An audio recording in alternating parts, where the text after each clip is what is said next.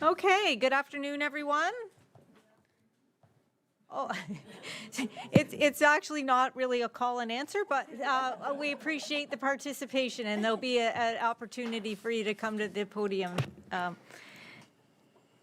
This afternoon, we have to adopt the agenda, which is moved by Councillor Hunter, second by Councillor Strength. Be it resolved that the council agenda as presented on August 25th, 2026 be approved as circulated. And please vote on that.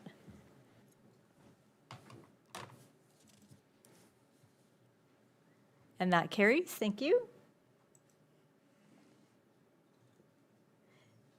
And I don't have an agenda in front of me because my computer's dead. Thank you. I'll go grab one. Councillor, are there any disclosures of pecuniary interest today? Okay, seeing none. And we did not have a closed session. And now I will go to Councillor Jorgensen to deliver our land acknowledgement statement. Thank you, Your Worship. We would like to begin today's meeting by acknowledging the First Peoples who, for thousands of years before us, were and are still the keepers and caretakers of this land, where we now live and work, and in particular, the Chippewas of Rama, Wata Mohawk First Nations, and the Moon River Métis. We are dedicated to honoring Indigenous history and culture and committed to moving forward in the spirit of reconciliation and respect with all First Nation, Métis, and Inuit people.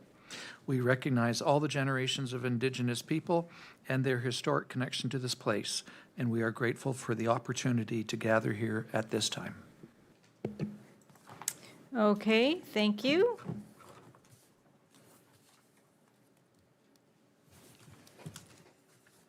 This afternoon, there are 5 public meetings scheduled for one concurrent official plan and zoning bylaw amendment, 3 standalone zoning bylaw amendments, and 1 Shore Road closing application.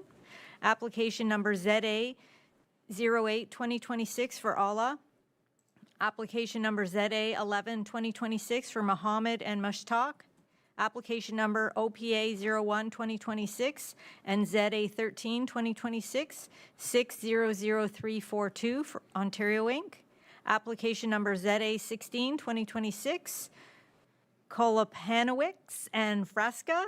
Application number Shore Road Closure 02-2025 for McMillan. The Planning Act requires that a public meeting be held before Council decides to adopt an official plan amendment, pass a zoning bylaw amendment, or close a Shore Road allowance. The public meeting serves 2 purposes. First, to present to Council and the public the details and background to the proposal, and second, to receive comments from the public and agencies before a Council decision is made. I will briefly summarize the procedure to be utilized for this public meeting. The Manager of Planning Services, Adam Agger, will advise Council as to when, how, and to whom public notice was circulated. Staff will then advise of the purpose and effect of the proposed zoning amendment and provide any additional information that is relevant to the application. Staff will further summarize any correspondence on file. From there, the applicant will be requested to make a presentation, followed by questions or presentations from the public, either in favor or against the proposal. Council will then have the opportunity to question the applicant, staff, or anyone giving presentations. The proposed official plan amendment, zoning bylaw amendments, and Shore Road closures and road closing will then be considered by Council later this afternoon. If anyone from the public in the Council chambers would like to request notification of the decision of any application, please complete the form provided on the table at the back. Please ensure to include your email address. I will now ask the Manager of Planning Services to advise how, when, and to whom notice of the public meetings were circulated. Thank you, Your Worship. Notice of the public meetings concerning the proposed official plan amendment and zoning bylaw amendments were sent by first-class mail to the respective owners and assessed persons within 120 meters, that's 400 feet of the properties, subject to the proposed bylaw, and emailed to applicable agencies. Included within the notice was an explanation of the purpose and effect of the proposal, a site plan, and a key map showing the location of the property in accordance with the requirements of the Planning Act, RSO 1990, Chapter P13. The public notice concerning the proposed Shore Road allowance closure was advertised on the news and notices page on the town's website for 2 consecutive weeks prior to this afternoon's meeting. Included with that notice was a legal description of the lands affected and the date of consideration by council. The circulation concerning the proposed Shore Road allowance closure and road allowance closure was provided in accordance with the provisions of the Municipal Act 2001, Chapter M25, and the town's procedural bylaw. Thank you. It is important to note that should council pass any zoning bylaws this afternoon, there is a 20-day appeal period during which time the applicant, the municipality, and certain public bodies as defined by the Planning Act may appeal the decision of council. During this appeal period, no building permit may be issued or other work commenced. Also, in the event there is an appeal and in order to be kept advised of a possible Ontario Land Tribunal hearing, members of the public must request and be sent a copy of council's decision on the application. Before we get into public meeting number 1, I just wanted to note that Councillor Robinson, Councillor Cairns, and Councillor Johnston will not be joining us today. I now declare this portion of the meeting to be a public meeting to deal with application number ZA08-2026 for Allah. I will now ask the manager of planning services to please summarize the purpose and effect of the proposed bylaw and provide any additional information and correspondence relevant to the application. Mr. Egger? Thank you, Your Worship. The subject property is located on Lake Muskoka. The property is designated waterfront area in the Town of Gravenhurst official plan and is currently zoned residential waterfront RW6A.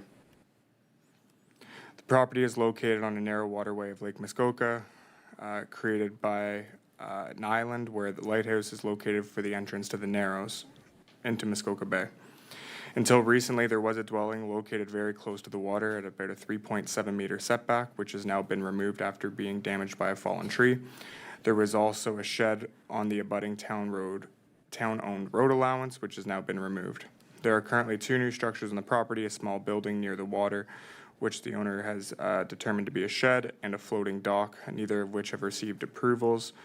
Despite staff identifying these unapproved structures at the first public meeting in May, the applicant has now enlarged the floating dock. However, as early as yesterday, we were recently informed that those 2 structures have now been removed. The land is level and generally slopes upward from the lake. The majority of the property is in a relatively natural state with mature vegetation, except for the area closest to the lake where the previous dwelling was removed from. The existing driveway is located on the adjacent town-owned road allowance, but a new entrance is proposed to the subject property from Narrows Road. The application was submitted in order to permit the redevelopment of the property. A decision on the original application to permit a new dwelling, garage, boathouse, and dock was deferred by council at the May 26th meeting of this year. An amended application has now been brought forward, which eliminates the request for a boathouse and docks, and the application as amended requires the following exemptions from the zoning bylaw. These exemptions are for the dwelling and the garage only. The proposed lot coverage of 16.5%, which is a reduction from the previously proposed 17.4%, where 13% is permitted. Proposed maximum dwelling height of 8.4 meters, a reduction from the previously proposed 9.3 meters, where a height of 7.5 meters is permitted. Proposed dwelling setback, including a 1 meter eave, of 15 meters from the optimal summer water level, being Lake Muskoka, where a 30 meter setback is required for a new dwelling that is not located on the footprint of the previous existing dwelling. The dwelling wall, which is proposed to be set back a minimum of 16.1 meters from the water. A proposed dwelling setback, including a 1 meter eave, of 3.7 meters from the eastern side lot line abutting the road allowance, and a proposed garage setback of 4.6 meters from the eastern side lot line, which is abutting the road allowance, where 6 meters side yard setback would be required, and there was no change to that request.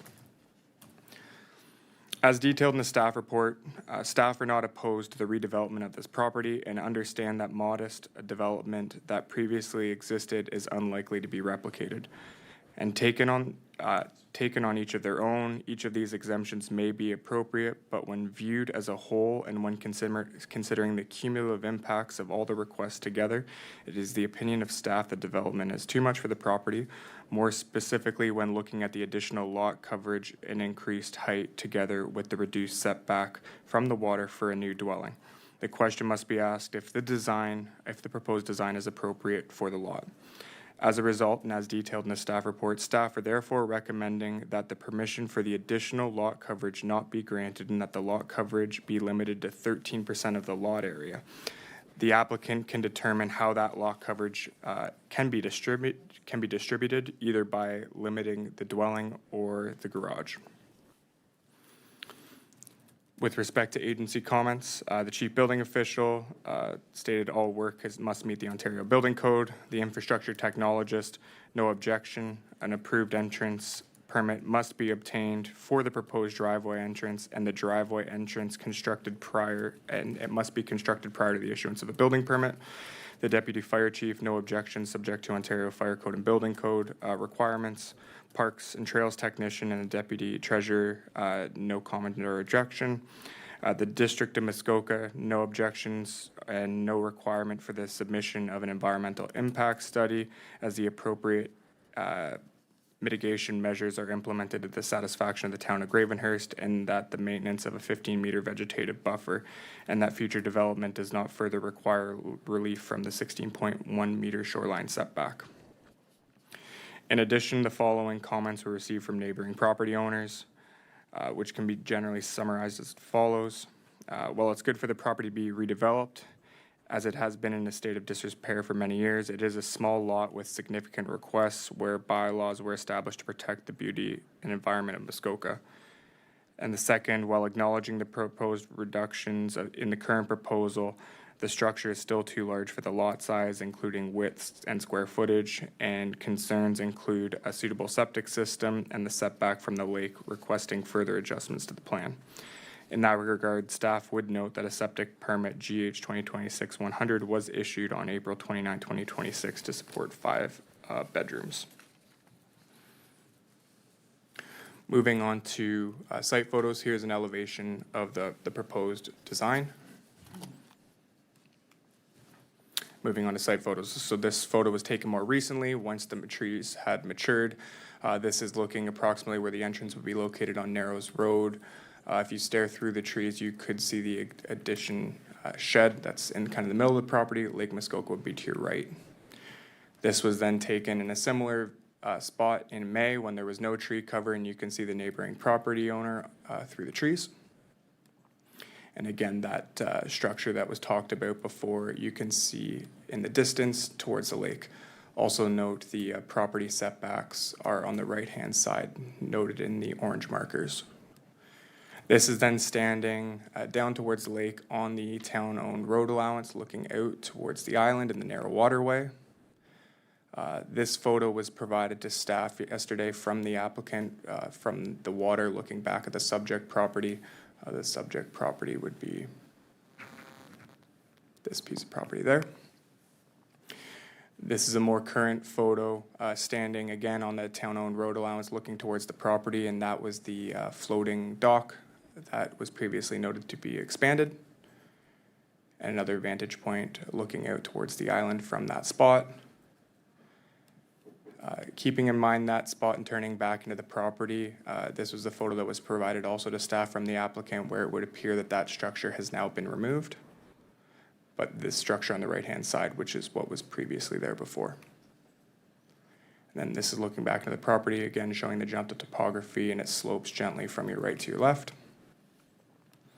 And then this is standing on the town-owned road allowance, looking towards the structure. The property actually doesn't start until over here. You can just see a few orange flags on the hydro guide wire. So right now you're standing on town land, and the town road allowance extends all the way to the lake. The property does not start till farther and almost to about where the nose of the boat is. As detailed in the staff report, it's staff's opinion, the application with the amendments, with the removal of the lot coverage permission, is consistent with the provincial planning statement, conforms to the official plan, and is appropriate and represents good planning. As a result, staff are recommending that the application as amended with staff's recommendation be approved, and I'd be happy to answer any questions that council may have. Thank you, Mr. Egger. Is the applicant or agent here for presentation? Good afternoon. Good afternoon. I don't touch this, right? I think I learned my last lesson the last time I was here. Thank you, Mr. Agar, for your thorough review of the application. We have been busy since the last public meeting in May.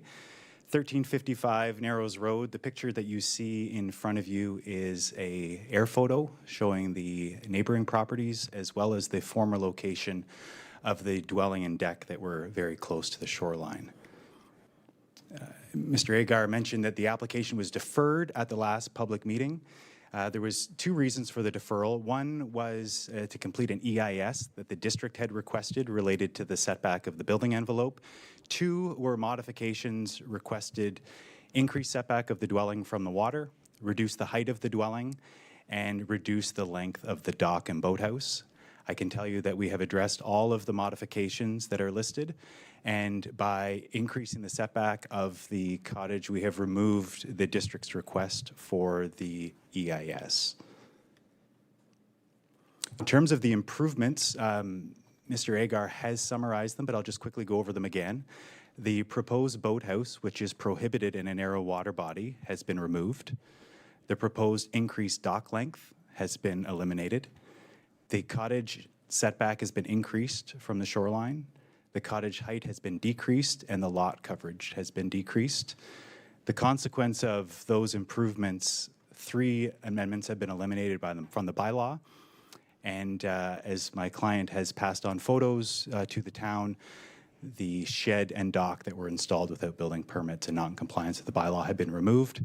I think there was some confusion on his part about buildings that didn't need building permits, still needed to comply with the zoning bylaw. So I'm hoping that that's addressed to the satisfaction of the municipality. In terms of the setback, I think it's probably the biggest change, as well as the coverage that has been made. The increased building setback is moving 0.8 meters further back from the lake, and compared to the existing setback of the former cottage that was damaged by the tree, there's a 435% increase in the setback compared to the existing development. In terms of development in the shoreline and development area, there's allowed 138 square meters of total development within 20 meters of the shoreline, which equates to about 18% of that total area. The former development, which included the former deck and the former cottage, compared to the proposed development within 20 meters, there's approximately 30 square meters less development inside the 20-meter setback. And compared to the area of the former dwelling, there was 75 square meters of former dwelling in the 20-meter setback. There's only 33 square meters of the new dwelling inside of that setback, with a over 400% increase in the setback compared to the existing. The revised proposal reduces the shoreline development area by 1/3.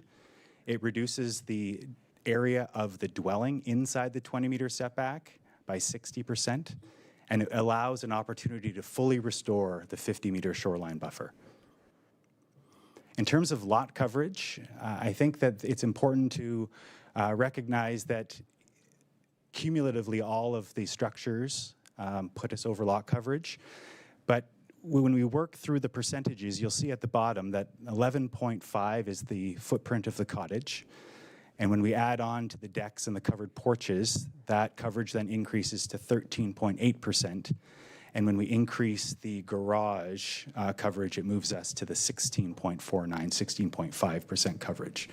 It's a reduction from the 17.1 that was originally proposed. And you'll see the little pie graph on the top there. The dashed line shows the portion of coverage that is over. So it's effectively the garage that is over coverage and a small amount of the porches and covered decks.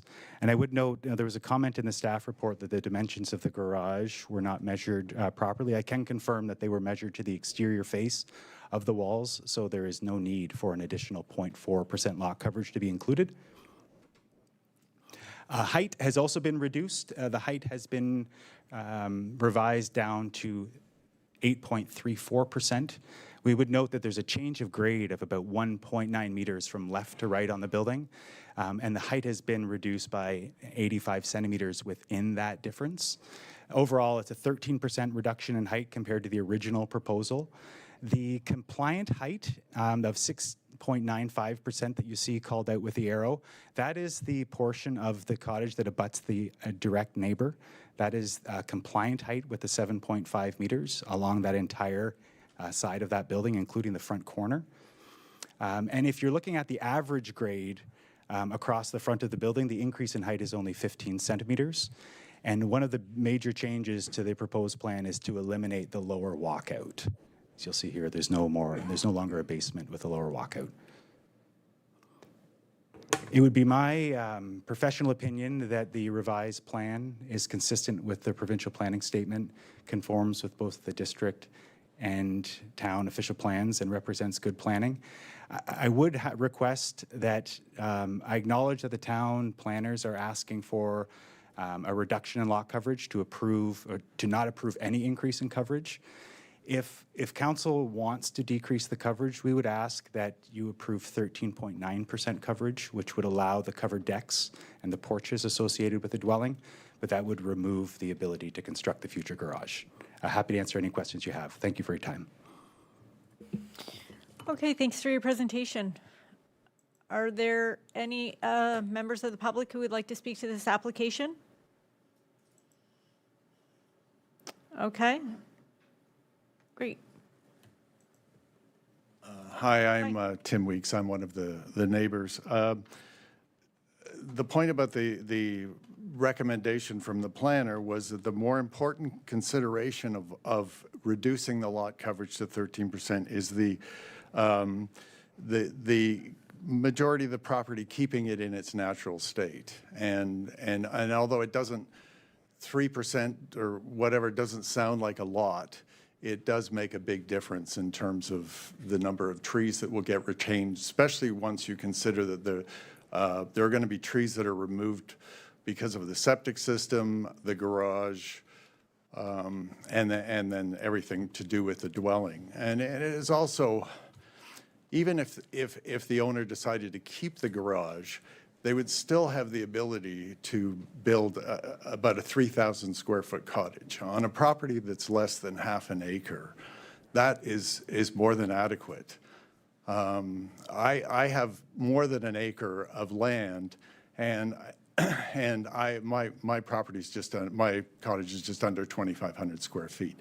I have 4 bedrooms plus a den, and all of those bedrooms are capable of accommodating king-size beds, like all of those rooms. And so it doesn't make any sense to me that what is proposed is basically a 4,000 square foot building, which is larger than the majority of the cottages in the area, that is on one of the smallest lots in the area.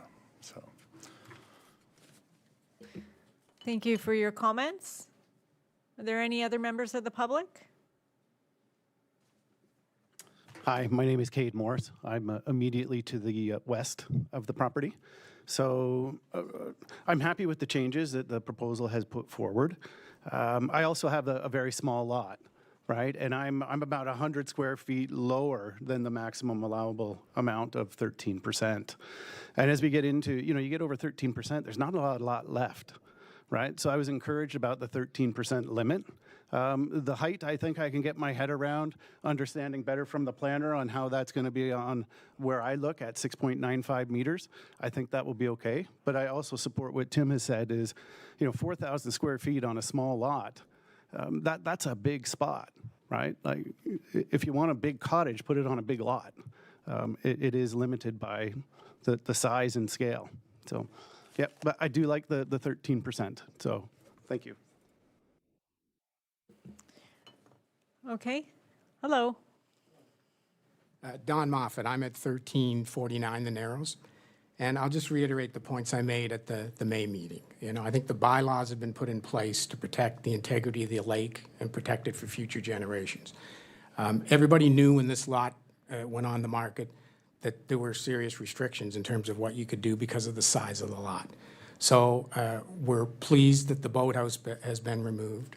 We're pleased that the lot coverage is going to be honored relative to what the bylaws permit. I guess the height restriction we can live with, but again, why? There's bylaws in place to protect the integrity of development on the lake. So why we would allow somebody to come along and ask for exceptions, whether it's how close it is to the lot line or the actual lot coverage or size of the building relative to lot coverage, to me, it's just a disregard of the bylaws that have been put in place. So thank you for upholding the lot coverage issue as recommended. And I really think the setbacks from the lot lines need to be looked at as well. Thank you. Okay, thank you. Is there anyone else from the public who would like to speak to this? Okay. Seeing none. Council, are there any questions for the planner, or anyone else giving presentations this afternoon? Councillor Strength? Thank you, Madam Mayor. Through you to perhaps Mr. Egger. Can you just clarify I have two questions. Am I permitted to ask two questions? Sure. Thanks. If we focus on the 13% lot coverage, I understand that it will take the garage away. Does it do anything to the square footage of the actual dwelling? And number two is the driveway. Has an entrance permit been issued for the property, or have the owners sought a license of occupation for the road, for the town-owned road portion? Thank you, Your Worship. Through you to Councillor Strength. In regard to your first question, it's my understanding in hearing Mr. Allen's presentation that sticking to 13% it removes the garage and it would reduce the dwelling by another 0.9%, so almost a full 1%, but 0.9%. I don't know what that figure looks like, but it would be the full removal of the garage and a reduction to the overall dwelling as well. Second point to your question, to my knowledge, license of occupation has not been obtained, and I do not believe there's been an application for the entrance permit yet. It was just a comment from the infrastructure technologist that has to be, the driveway has to be put in, and an entrance permit needs to be obtained prior to any development happening on the property. Okay, council, are there any other questions? Mr. Allen, you had something to add? Okay, so if we could just get you up at the mic, please. Thank you. Thank you, through you. Further to Mr. Agar's comments, the dwelling can be constructed at the current proposed size under the 13% coverage and full compliance. No size reduction is required. There'd be a slight size reduction in the covered porch or the attached deck. Thank you. Okay. Council, anybody else have any questions? I guess I have one for the applicant's agent. So if we go with staff's recommendation here, which is the 13 and not adding the decks on, are you going back to the drawing board or to make it smaller all around to accommodate these decks, or what's the plan? What's plan B? We have other options, including an appeal. Okay, great, thank you. I think that's, at this point, we're unsure what our strategy would be. We're hopeful. We don't want to prejudge council's decision, but we're hopeful when they will approve the revised proposal, and if not, 13.9% without the garage. Okay, thank you.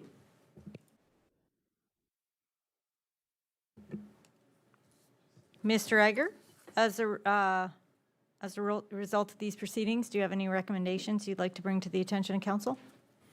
Your Worship, as detailed in the staff report, staff would recommend that the amended application be approved with staff's recommendation for the 13% lot coverage. Okay, thank you. The bylaw will be considered by council later this afternoon. If there are no further questions, then I declare this public meeting to be concluded.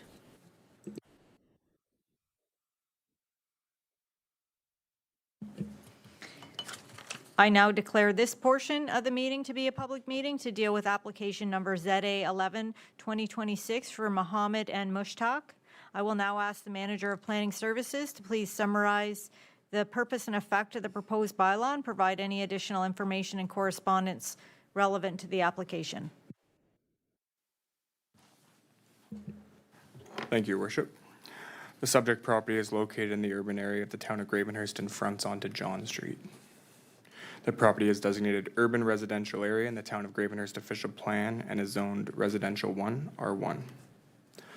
The property is currently vacant. It is flat in the front central area consisting of some grass and mature trees and shrubs. The property then gently slopes downwards more significantly to the rear of the property, which is vegetated with mature trees and ground cover. The property is located within an established residential area. Immediately surrounding uses consist of smaller lots developed with single detached dwellings and accessory structures. On a broader neighborhood scale, there are higher density residential uses such as duplexes and multi-residential buildings. The application was submitted in order to permit the construction of a new multiple dwelling with a maximum of 5 dwelling units. Council may recall that a decision on this application was deferred at the June 23rd, 2026 Planning Council meeting in order for the applicants to amend their proposal to consider more appropriate parking and amenity areas. An updated proposal has been submitted with 5 of the required 6 parking spaces to now be located within the building as interior parking, with the request that the requirement for a barrier-free space be eliminated.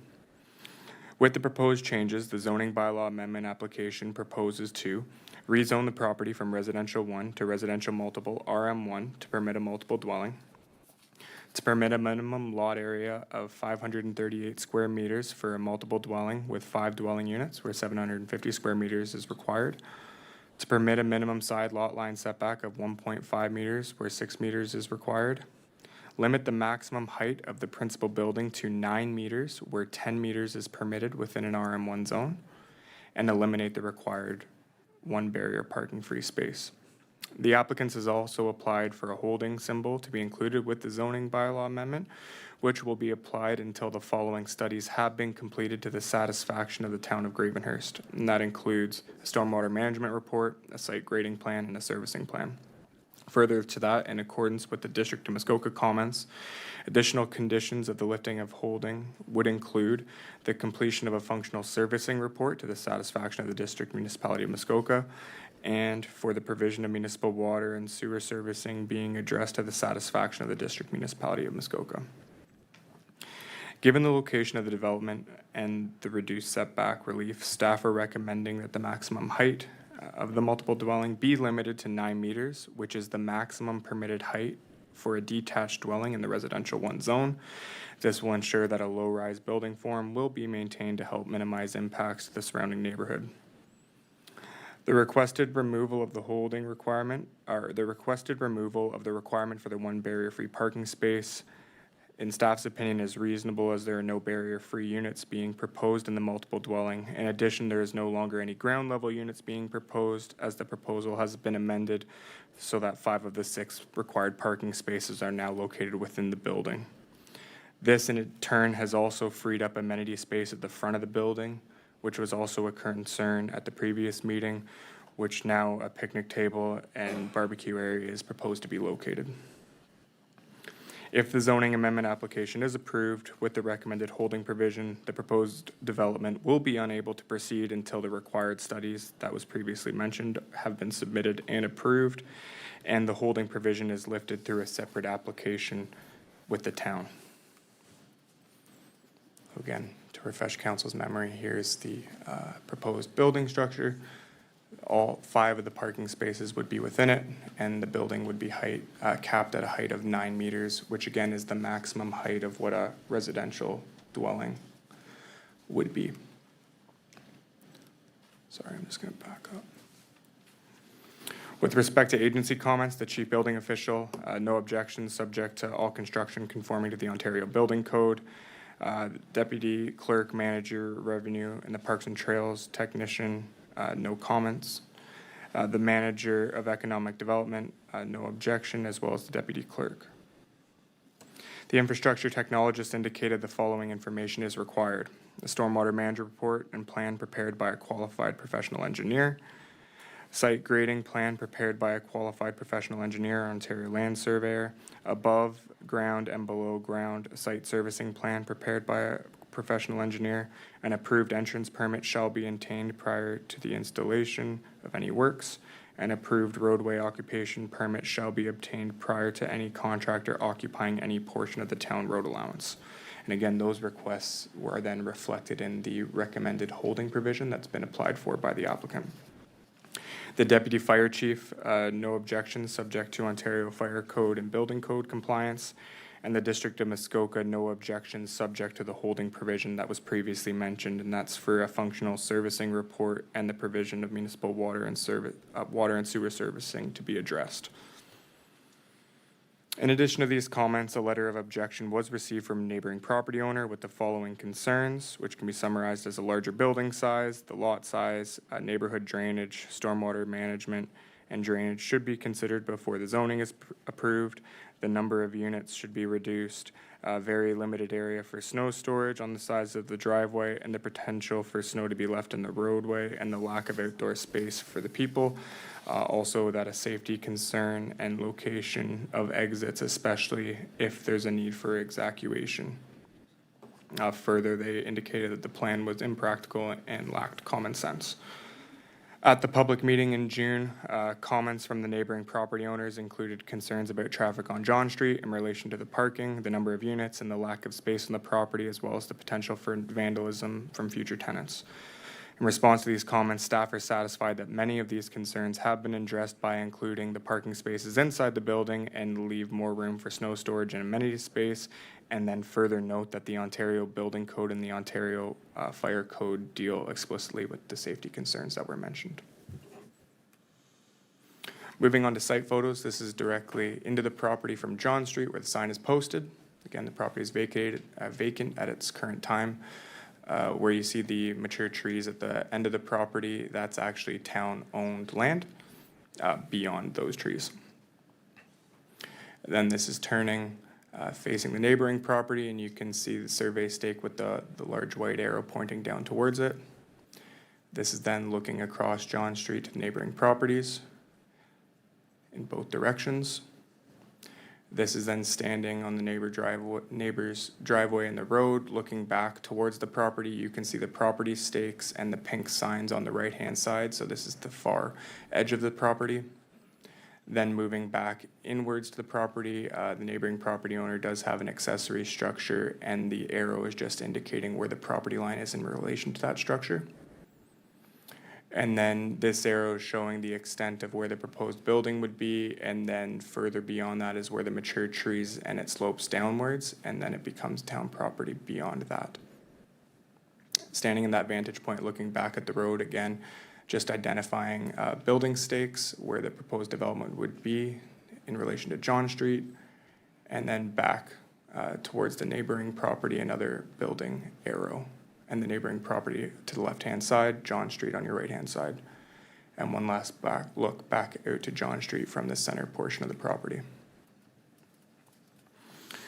As detailed in the staff report, it's staff's opinion that the application is consistent with the provincial planning statement, conforms to the official plan, and is appropriate and represents good planning. As a result, staff are recommending that the application be approved, and I'd be happy to answer any questions that council may have.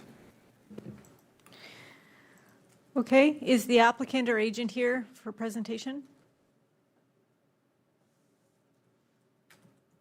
No? No, okay. Members of the public on this application? Come on up. Okay, I know we did hear from some folks the last time this was before us. It has been amended.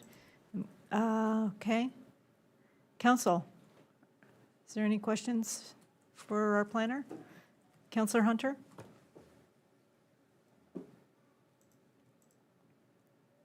I'm not sure.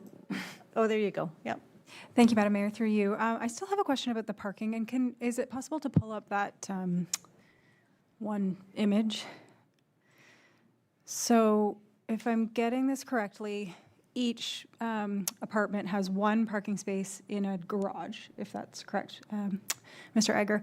Is where those arrows are, is that the potential for like a guest, a second car to potentially park there? Or if not, would we be seeing cars lining up on John Street? Because I think that was the issue at the May meeting, is that that's a really narrow area. So if you could just address that, that would be great. Thank you. Absolutely. Through your worship to Councillor Hunter. So previously, you may recall, there was 3 spaces provided in the garage, and the rest then were tandem spaces that would block ingress and egress for those spaces to be used. And fundamentally, that was the problem in the bylaw. You can't have stacked parking like that for residents.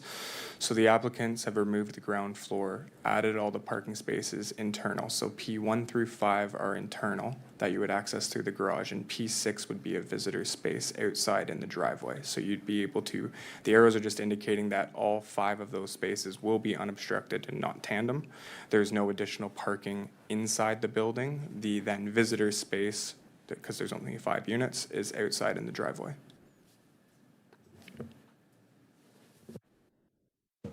Subsequent? Sorry, yes, thank you. And just to confirm, that's one car per space. Okay, thank you. Councillor Strength? Thank you, Madam Chair, and through you to Mr. Egger. Mr. Egger, did one of the photographs that you showed in your presentation, was the driveway of the neighboring property on the other side of the stakes? Is that what that picture was depicting?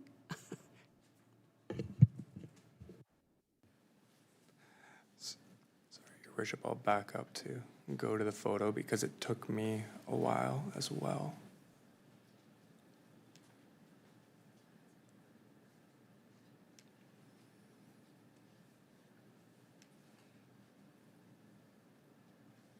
There. So, oh, sorry. Bit of a delay on the remote. Oh.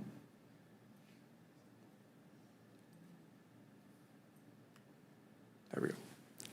Yep. So you are now standing beyond the property. These arrows are indicating the property lines. The center of the property is where that pink sign is and where you were before. And this is just showing the existing vegetation on the side of the property that would be buffering you from the existing dwelling. So no, you're currently not standing on the property right now in this vantage point. You're beyond the lot, looking back towards the lot. And these arrows are just showing you where the extent of that property lines are, the vegetation, and to orient you, the center of the property is back over where my cursor is. A subsequent? Thank you, Madam Mayor. So looks to me like the neighboring property has a 0 setback, that their driveway, it just goes right up to the property line of the other property. Mr. Egger? Your Worship, through you to Councillor Strength, yes, it would appear their driveway is quite close, and further the accessory structure in relation to the property line, again, is quite close to the property line, not necessarily uncommon in, mature neighborhoods. Okay, anybody else have any questions? Councillor Jorgensen? Thank you, Your Worship. Just dealing with this sketch of the parking arrangement, it looks awfully tight to me. Like if I was certainly driving my truck, I'd have a hard time getting over to the one parking spot. Have we determined that, the turning radius of that is actually going to work? The other thing that concerns me is it would seem to me then you're also going to have a staircase intruding into that space, because if there's no ground floor, you'd be going right from that outside door up to the second level. So you'd have some kind of staircase intruding into that space. I see a small square there, but, the run of a staircase is typically 12 feet or so I don't know that you'd have the clearance. The other thing that concerns me about this sketch is I see in the bottom corner there that in that amenity area, it says 19'2", which is simply not possible given that the obviously shorter distance is labeled 20 feet. So it makes me question whether this drawing's accurate. But I'm just wondering if you can comment, is this parking going to work, I guess is my big question, because on the surface, to me, it looks like it would be awfully tight.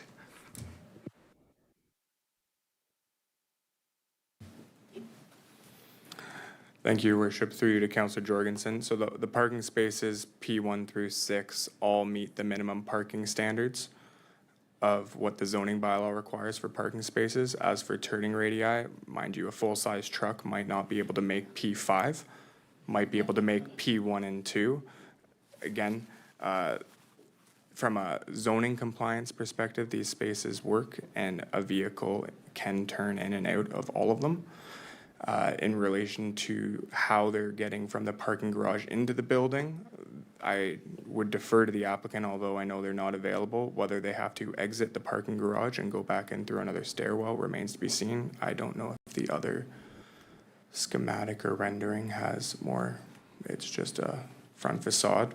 But if you exit the parking garage and then go back up through the building, that would be a question better suited with them. But based on what's provided in the plan, all parking spaces would be accessible, and it's a vast improvement from the tandem spaces that were previously contemplated in the first proposal, along with the amenity space.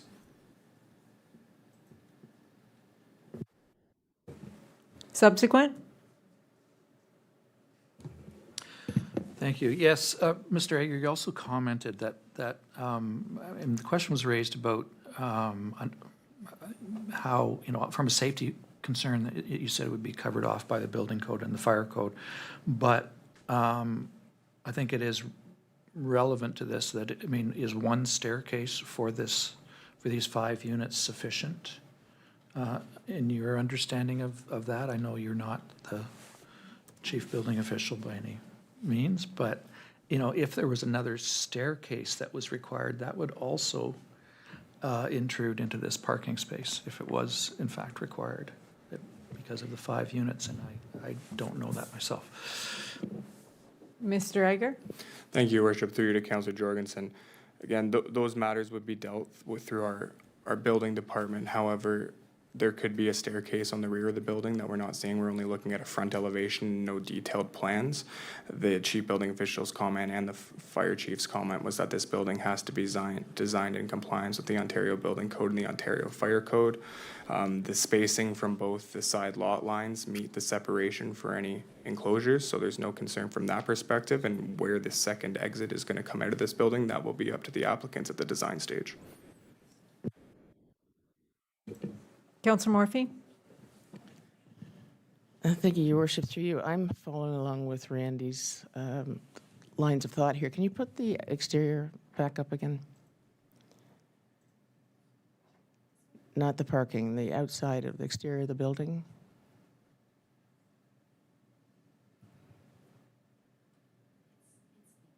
It's so are we. Anyway, I'll keep talking. What I see in that exterior is a door going into the garage versus a flight of stairs up to the first floor where the living quarters will be. So there either has to be a staircase in the garage or outside of the garage going up to the second floor. You've got to get up to the living space. And I'm just wondering, if we approve this, is that up to them to address, or are we supposed to delve into that now? And I understand they're not here, but I'll just let you know if that's our problem to solve or theirs once we agree with most of the amendments. Mr. Egger? Thank you, Your Worship. Through you to Councillor Morphy. At the end of the day, what we're doing here today is determining whether 5 units is appropriate on the property, and that they've demonstrated that the parking can be accommodated. How the ingress and egress and how the tenants are to navigate to their units would be up to the design team at that stage. And note that should a staircase extend into the parking garage and not make the parking work anymore, it won't pass the approval process. So they still have to maintain compliance with the zoning bylaw. So if there's any other detailed design that hasn't been flushed out yet that would then put them in non-compliance with the zoning standards, be it the parking or the Ontario Fire Code or the Ontario Building Code, ultimately the plans then won't be approved.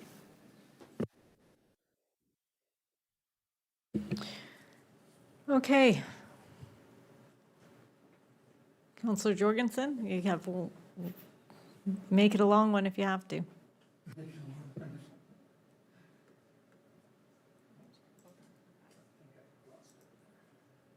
There you go. Thank you. Your worship, through you. Comment in the report about two affordable units.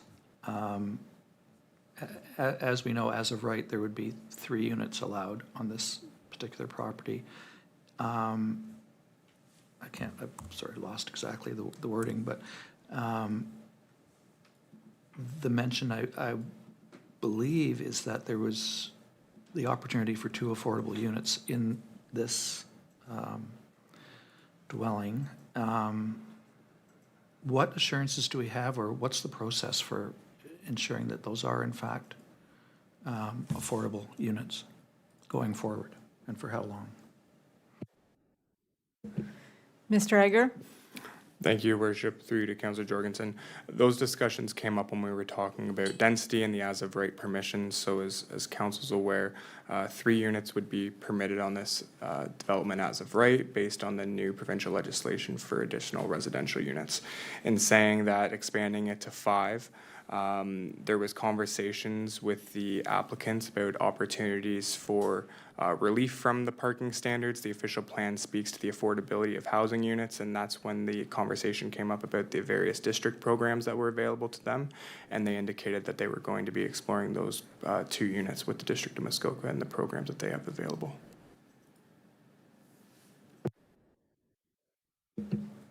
Counselor Jorgensen? Thank you. So we don't know exactly what size these units are going to be, whether they're 1-bedroom, 2-bedroom, studio, anything like that. But at this point, then, that was simply a discussion of the possibility of these units being affordable. Is that correct? Your Mr. Worship. Egger, yep. Yep, through you, that's correct. Okay. Does anybody else have any questions? I just wanted to clarify. I'm sorry, we don't, once you have your opportunity, it moves to council, but I know that we did receive your letter, which is, thank you. Mr. Egger, so as of right, they can build 3, right? So they would have been able to build 3 units. I guess my question is what defines a unit? Are we talking about bachelor apartments? Are we talking about, because I worry about extra cars, I worry about all those things. So if we're talking about, sort of like a comparison to maybe a hotel room, maybe just not a full kitchen, like, do they all have to have full kitchen? Like, what are we talking about when we talk about a unit? Certainly, Your Worship.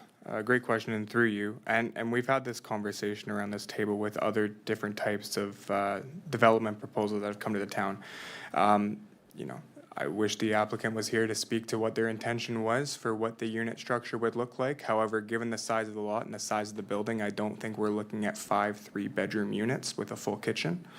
Understanding that these are going to be small units, likely single bedroom or maybe even just a studio apartment. Again, I'm speaking out of turn and I'm not speaking on behalf of the applicant. I'm just clearly speaking to the size that's available there.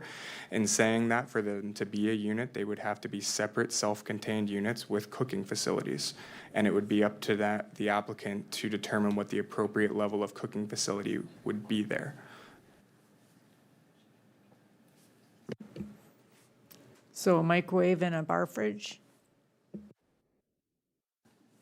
Okay, so I guess, I guess I would be worried about occupancy. I guess, is there anything in the bylaw that says 5 units, single occupancy, or 5 units, limit the occupancy? Nothing, okay. No. Yes, thank you. I just want to avoid getting into a back and forth with the audience, but thank you. Okay, so I just wanted to verify that. Okay, so if there are no other questions or comments from members of council, Mr. Egger, as a result of these proceedings, any recommendations you'd like to bring to the attention of council? Your Worship, staff would recommend the application be approved. Okay, so the bylaw will be considered by council later this afternoon. If there are no further questions, then I declare this public meeting to be concluded. And I'm going to just take a minute for the folks that are here. We don't often have a fair-sized audience, so thank you for coming. But just so you know, once we finish the planning sort of meeting process, the bylaws all come to the end once we've gone through them all. So we're not debating these right now because they get debated at the end of all the hearings, just in case you didn't know the process. So with that, I will move on to public meeting number 3. I now declare this portion of the meeting to be a public meeting to deal with application number OPA 01-2026 and ZA 13-2026, 600342 Ontario Inc. I will now ask the Manager of Planning Services to please summarize the purpose and effect of the proposed official plan amendment and zoning bylaw and provide any additional information and correspondence relevant to the application. Thank you, Your Worship. The subject property is located in the urban area of the town of Gravenhurst and fronts onto Claremont Road. The properties are designated urban residential area in the town of Gravenhurst official plan and is zoned residential 1, the parcel on the left, and commercial core C1B, which is the parcel on the right-hand side of your screen. We're looking at 2 properties here. The properties are currently developed with 2 existing 2-story apartment buildings, which contain 16 existing dwelling units on the north side and a shed on the south side that is proposed to be demolished. The central area of the property includes a gravel driveway and parking area. The south side of the property contains an existing landscape area which gently slopes downward from the road and contains a mix of grass, trees, and rock. The subject property is within established residential area which predominantly consists of low-density residential uses in the immediate surrounding area. The Gravenhurst High School is also in close proximity to the southeast of the property, and commercial and higher density properties are located further to the east, with the downtown core being approximately 500 meters in this direction. Parks and open space and trails are located further to the west and south, while the Muskoka Wharf is also located further to the northwest, approximately 240 meters from the subject property. The applications were submitted in order to permit the development of a new apartment building with 24 units on the properties, which is intended to be merged into 1 lot. The official plan amendment seeks to permit a maximum gross residential density of 125 units per hectare, 40 units on 0.3238 hectares of land, where policy C613 of the official plan states that the maximum gross density for high density development shall be 60 units per hectare. The zoning bylaw amendment application seeks to rezone the properties from residential 1 and commercial core to residential multiple 2 to zone and permit the proposed apartment building and to permit the additional zoning relief through the addition of a new special provision, including the following. Permit a minimum lot area of 3,238.8 square meters for a maximum of 40 dwelling units, and that's 80.9 square meters per dwelling units, where 6,000 square meters would be required. That is 150 square meters per dwelling unit.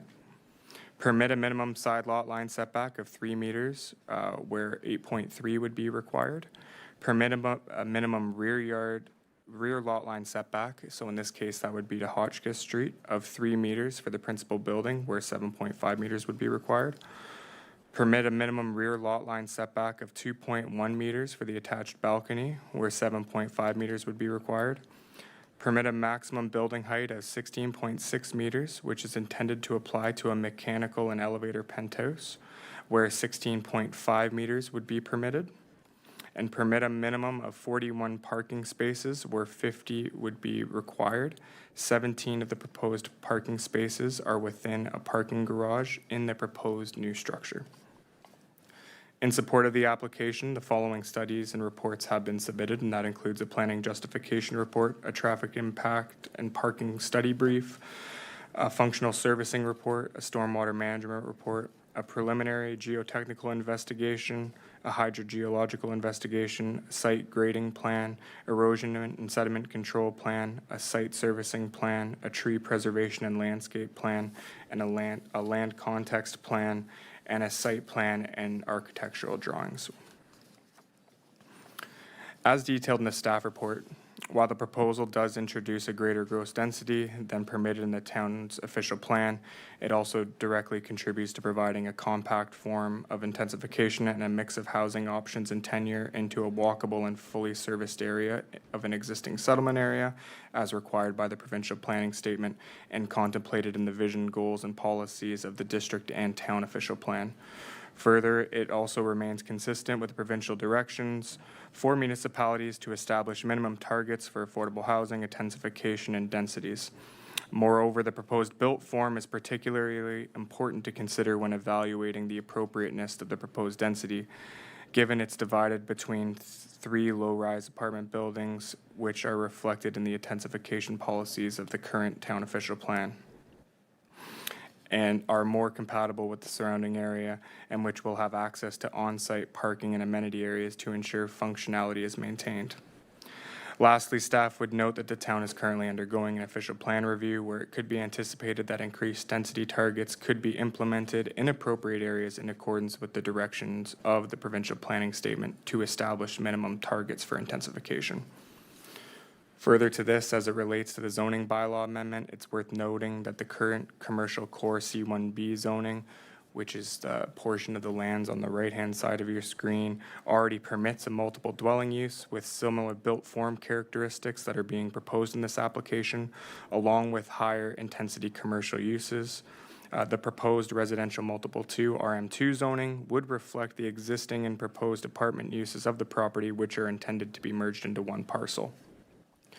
Staff are also proposing the following additional provision be included to ensure the proposed rooftop amenity area for residents is implemented for the proposed building, and that provision specifically reads as an outdoor rooftop amenity space shall be provided with the minimum area of 161.3 square meters. As it relates to building height, it's worth noting that the maximum requested height is only reflected on the northwest side of the building, where the elevator penthouse is proposed to house mechanical equipment and to access the rooftop amenity area. These features can be excluded from the height calculation, however, it is being included for this proposal as it forms a structural part of the building with its own roof. The remainder of the building is below the requested height, being 13.8 meters on the north side facing Claremont and 12.4 meters on the side facing Hotchkiss. The side of the building facing Hotchkiss Street is also influenced by a cross grade, resulting in the height being less on the west side of the building, approximately 10.6 meters. Staff have incorporated a provision into the draft amending zoning bylaw for a 16.6 meter height measurement only to apply for a portion of the building used for an elevator and mechanical penthouse, and for the remaining maximum building height to be 13.8 meters as reflected in the proposed plans. With respect to the requested parking supply, staff would note that at least one space is being provided for each unit on the property, and that the property is within walking distance to community services in the downtown core and Muskoka Wharf, including parking areas that could be used by visitors. Furthermore, a traffic review has been submitted with the application, which provides justification for the proposed parking supply.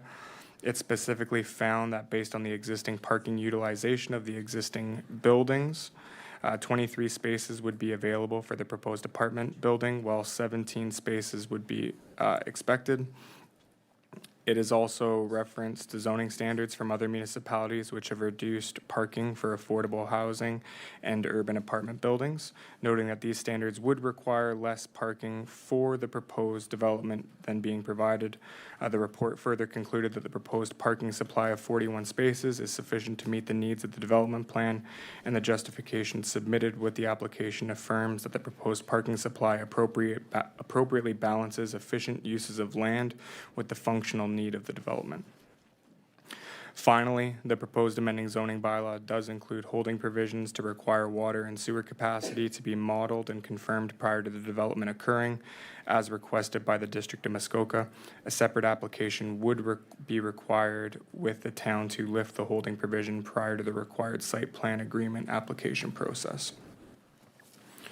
With respect to agency comments, the chief building official indicated no objection, but did note that all construction must comply with the Ontario Building Code, including but not limited to required fire access route, fire hydrant location, relation of the building, fire department connection, proper and existing. The manager of revenue and the parks and trails technician, no objections. The infrastructure technologist indicated that the infrastructure services has no concern regarding the proposed zoning bylaw. However, infrastructure services will have comments regarding the proposed stormwater management design relating to capacity of existing infrastructure on Claremont Road, historic effects of sheet flow from the subject property on Claremont Road, and the installation of pedestrian linkages on Hotchkiss Street. Infrastructure services will be looking to discuss these concerns in detail with the applicant's engineer during the site plan approval stage, should the application be approved. The deputy fire chief, no objection, subject to Ontario Fire Code and Building Code compliance.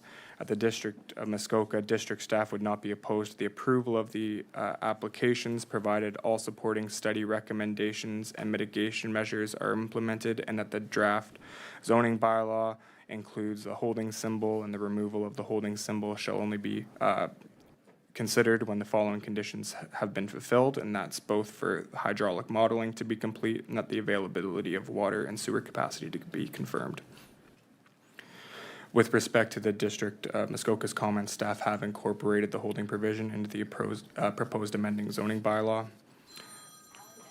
Trillium Lakelands District School Board provided the comment and noted that the property is in the attendance boundary of the immediate vicinity of Gravenhurst High School and Gravenhurst Public School, and to safeguard the local student population, TLDSB requests that future development be subject to formal site plan control, and that the site plan review process address and mitigate on and off-site matters, including pedestrian infrastructure, traffic management.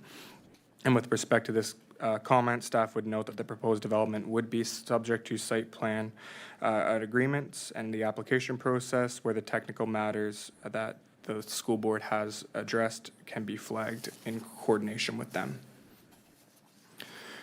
With respect to neighbor comments, 4 letters of opposition have been received from neighboring property owners, all of which have been reviewed by staff and distributed to all members of council for the review and consideration. These comments can generally be summarized as follows. Compatibility, which generally includes the built form, including the increased density to the site and area, the reduced setbacks to the road and the neighboring properties, and the height of the building. Further to that, concerns regarding parking, snow storage, loss of green space, waste and recycling collection, stormwater management, construction and safety were all matters flagged in the letters to which all of council have been shared and received. With respect to the comments regarding compatibility, as previously talked about this afternoon and noted in the staff report, while this building doesn't introduce a greater density and height than reflected in the immediate and surrounding area, it's worth noting that it's located on a property that already contains 2 existing low-rise apartment buildings and is therefore not a brand new use to the area. Further, the most visible side of the building from Hotchkiss Street has been designed to be 3 stories, which is consistent with the building form that can be permitted within the surrounding area and remains more reflective of the surrounding built form.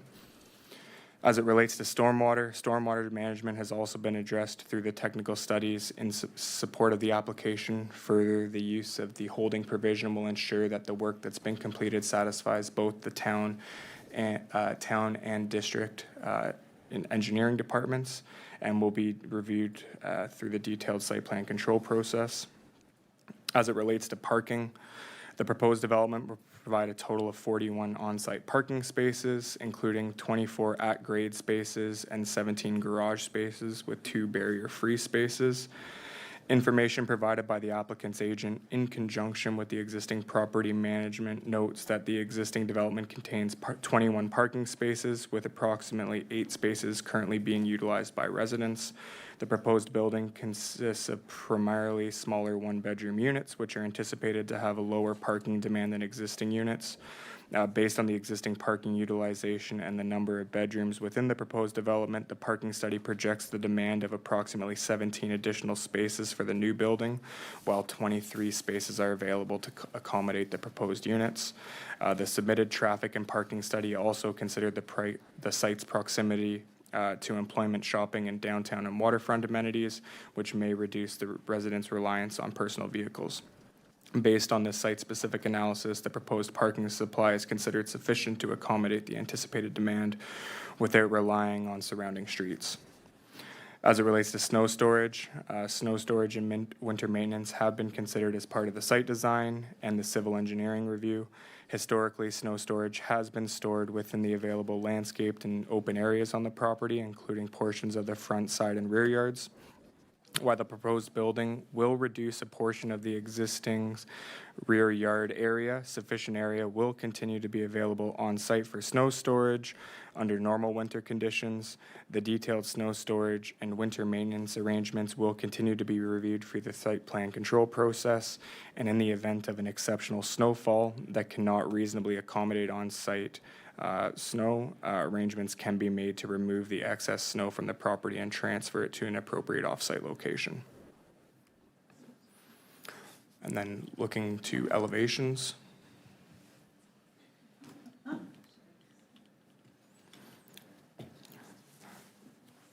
Moving on to site photos. This is looking north into the property from Hotchkiss Street.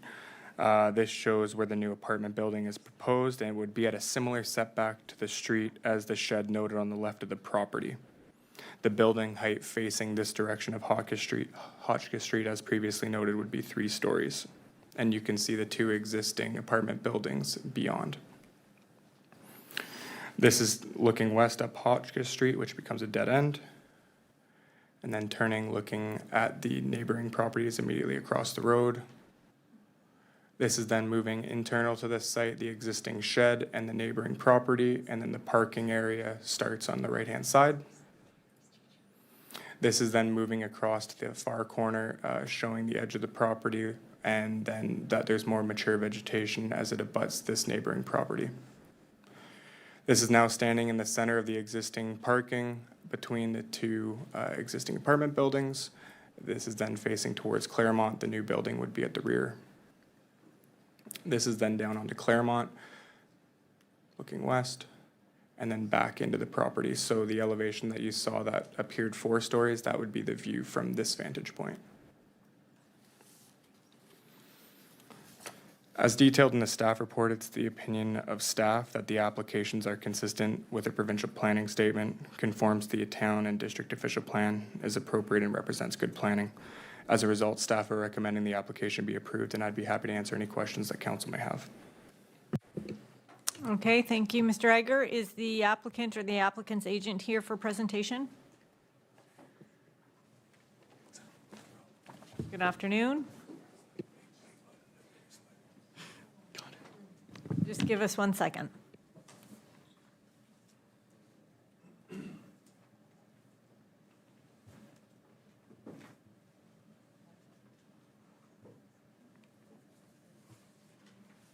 We're just trying to get your presentation.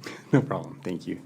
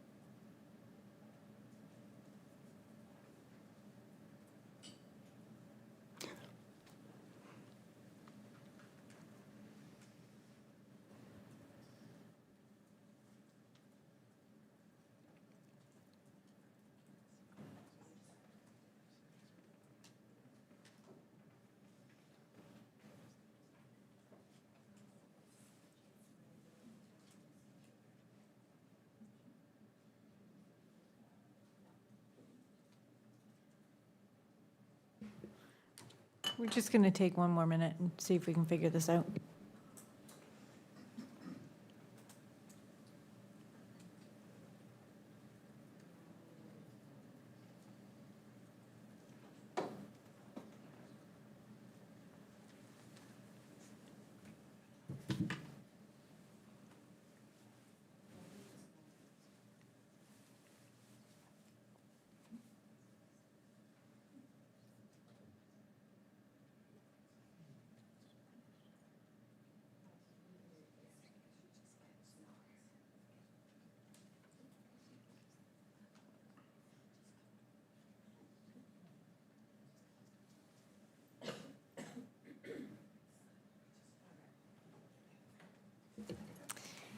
And we're back. Okay, the floor is yours, sir. Thank you, and good afternoon, council, staff, and those in attendance this afternoon. My name is James Hunter of Morgan Planning Development, so we're here today representing the applicants for 121 and 161 Claremont. This is official plan amendment and zoning bylaw amendment applications. So I'll provide a fairly brief overview of the development and the subject lands, as Manager Ager provided a pretty detailed report. So again, the location is 121 and 161 Claremont Road. This has a combined site area of just over 0.32 hectares or 0.8 acres. And again, this is comprised of 2 properties. The lands have dual frontage, so along Claremont and Hotchkiss Street. Both are just over 40 meters of frontage. And then the existing development, as noted by Mr. Ager, are 2 residential apartment buildings and a 2-story brick form on 161 and a 1-story brick form on 121. Both visually appear to be a 2-story building. So on this site, there's 16 dwelling units in total and 8 units per building. Right now, the property is accessed, as you can see, to the north through a common driveway. On the site slide here, you can see better aerial images, site images of the subject lands. So you can see the 16 existing residential units. These are 2-bedroom units in each of those buildings. So for the occupancy, the units do accommodate a diverse range of residents. So we have younger adults, seniors, and others with varying needs within these buildings. And for the parking itself right now, there's 20 parking spaces adjacent to each building. So that's located interior to both the buildings. And the south portion of our site that is subject to development is currently vacant. For a locational context, so this is located again at Claremont Road and Hotchkiss Creek. So to the north is predominantly low-density residential development. To the east is also low-density residential development with schools and park facilities located nearby. To the south is environmental protection lands, public trails, and natural open space with medium-density residential development further south. And to the west is also the low-density residential area. Further to the west is Bay Street, which is a commercial corridor, and also the waterfront area. To provide an overview of the proposed development that you can see on the slide, so again, we are proposing 24-unit, a purpose-built rental apartment, and again, focusing on rental apartment there. The total units on the site will be 40 residential units across the subject lands. So we are retaining the 16 existing units in the 2 buildings, and then there's 24 units that are proposed in the new building itself. So with that new building, we're doing a combination of 1-bedroom, 2-bedroom rental units, and they're ranging approximately 620 to 760 square feet.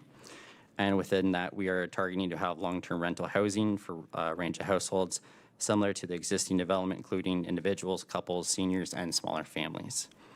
Our goal for this project, as Mr. Ager noted, is to align with provincial policy, district, and township policy. So we're looking to bring affordable rental housing units into the town. This is regulated through CMHC and Canada Builds, and we're going through that process. And as well, both existing buildings will be retained, as we noted, with the rental units itself. To provide a quick overview of the site design, so for access and circulation, we're using the existing access point for the new development as well. And then there's improvements being made to internal site circulation to connect to the new building. So you can see on the top left image, that's kind of the internal corridor with the parking, which will access the new building at the rear portion of the property, which is currently the south. With this development, there's 41 total parking spaces, including 24 surface parking spaces, and then we're doing 17 parking spaces with an integrated parking level. Within that site, we're going to have pedestrian connections to link the buildings with parking areas, amenity spaces, and the surrounding public streets. And then wherever we can, we're going to incorporate landscaping through vegetation, landscaped enhancements, also to soften the parking areas and the building throughout the site. And we're also looking to do improvements to the existing parking areas to improve circulation, safety, and connectivity. And as far as waste management, so it is going to be in-ground and internal waste collection services. So from the public's perception, you won't actually see these utilities. And you can just see there's a few images of the potential building. There we go. Now to further expand on the built form. So it is a 4-level building. So as Mr. Egger noted, this is one integrated level of underground parking. So on the south side of Hotchkiss, what you're seeing there in the top left image, it appears to be a 3-story building, which it is. So we use the natural grades of the site, and then internal, it will be a 4-story building. So again, 3 stories of residential with 1 underground. So that is integrated through the grade responsive design. So what you're seeing there is approximately 12.6 meter building height. However, the existing grades on the south side is 11.4 meters. And then on top of that, there's a amenity space. So the increase in height that has been referenced is the 12.6 plus amenity space on the roof, which we're counting for in our bylaw. So that brings us up to the total 16.6 meters. And again, just to note, so we do have a rooftop amenity. So we're looking at just over 1,700 square feet. This is located, I'm going to say, south or internal to the site, so that if residents are on that rooftop amenity, they're actually going to be looking predominantly down into the existing site. So we're locating it away from the adjacent properties to avoid that view. And again, this is going to go through the site plan design, but you can see how it will potentially look on these images here. So we're using balconies, varied architectural design measures, and we'd like to create more of a pedestrian scaled environment with this site. Just to highlight a few of the other considerations with our project, as we noted, there's 24 purpose-built rental apartment units proposed, so this will increase the housing supply on the site from 16 to 40. We're accommodating for 1-bedroom and 2-bedroom units in variety. So we are targeting, range of households, including seniors, younger professionals, couples, and smaller families. Ultimately, our goal is to bring affordable rental housing to the town, and we will accommodate that through this site. As well as we are located in the Gravenhurst Urban Center, so it's a great opportunity to utilize the services and amenities that the town offers. We're looking at the urban center as a compatible location for development. Both the district and the town official plan, especially the province, are pushing for intensification where it can be located, where services are available, where parks and schools are available. So the development supports those objectives. As well, through the next steps, as we noted, this is the public meeting for the official plan amendment and the zoning bylaw amendment applications. Following, we will have to go through the site plan approval and the building permit process with the town. So the designs you're seeing here today are conceptual. There's still some work that we have to do with the town to get the final approvals and ultimately to build out this development. As Mr. Egger noted, we do have a zone hold proposed, which we support, which will include a more detailed design review and district modeling. And ultimately, that will confirm what we already have, that the services can be provided for this development. It's just a process that we go through before we get to site plan control. To provide a planning overview, so Gravenhurst is an urban center, and this is the fully serviced area, and we are within the urban center boundary. As well, the town of Gravenhurst official plan more specifically designates an urban residential area. And then for the zoning on the property, you can see it on the bottom image there. We have a split zoning of commercial core and residential 1, R1. As noted, the current commercial core zone on this property does permit apartment buildings and higher density uses. So essentially what we're looking to do is provide a consolidated zoning approach to correct the zoning with our development across both properties.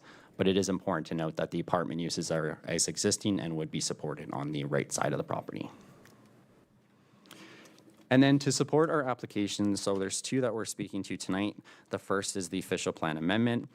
So that's an urban residential area where we are adding an exception to that designation. Within that exception, it's an increase in density.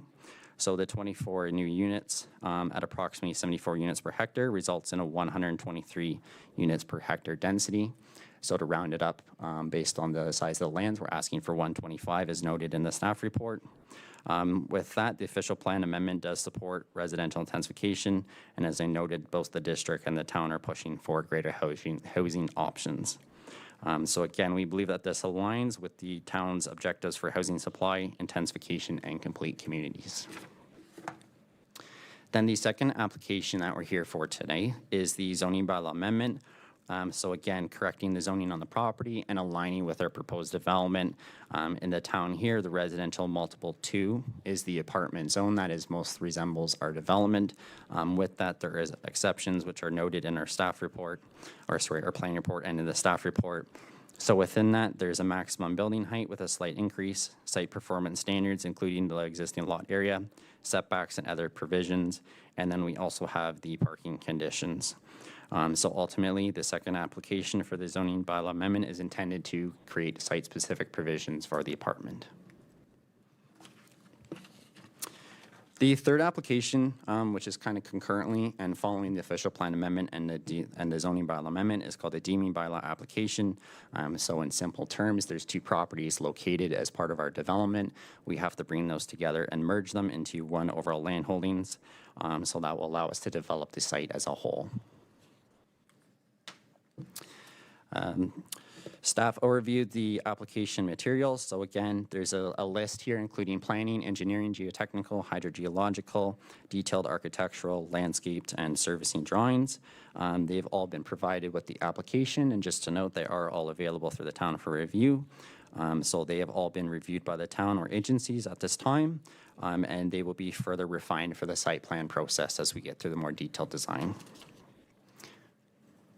So in summary, the applications support a 24-unit purpose-built rental. This will increase housing supply and choice within the community. Also expands the housing options through 1 and 2-bedroom options. We believe it represents appropriate intensification in an area with servicing and where it can be accommodated. And then the technical support included with our applications, as I noted, servicing, transportation, stormwater, and neighborhood compatibility have all been addressed. And then from a planning alignment, there is both a provincial, district, and town push for housing supply, complete communities, and intensification and sustainable growth. So overall, we believe that this is a well-designed and appropriate plan opportunity to deliver additional rental housing while respecting the surrounding neighborhood and making efficient use of land and infrastructure. So thank you, Council. I will take a step back if there's any questions you'd like to direct my way. Okay, well, stick around because there might be some. So now we will open the floor up to the public. Are there members of the public that are here to speak to this application? And so, okay. So I'll ask you just to raise your hand and I'll call you up when you're ready, and you will provide your name and mailing address for the clerk, please. Thank you, Madam Chair. Mayor Lorenz. Julia Reinhardt, 163 Claremont Road, Gravenhurst, P1P 1H9. So my house is located right next door to 161 Claremont Road, which is one of the apartment buildings that is mentioned in the plans. And we actually share a fence. That's how close we are. Like we're right behind that building.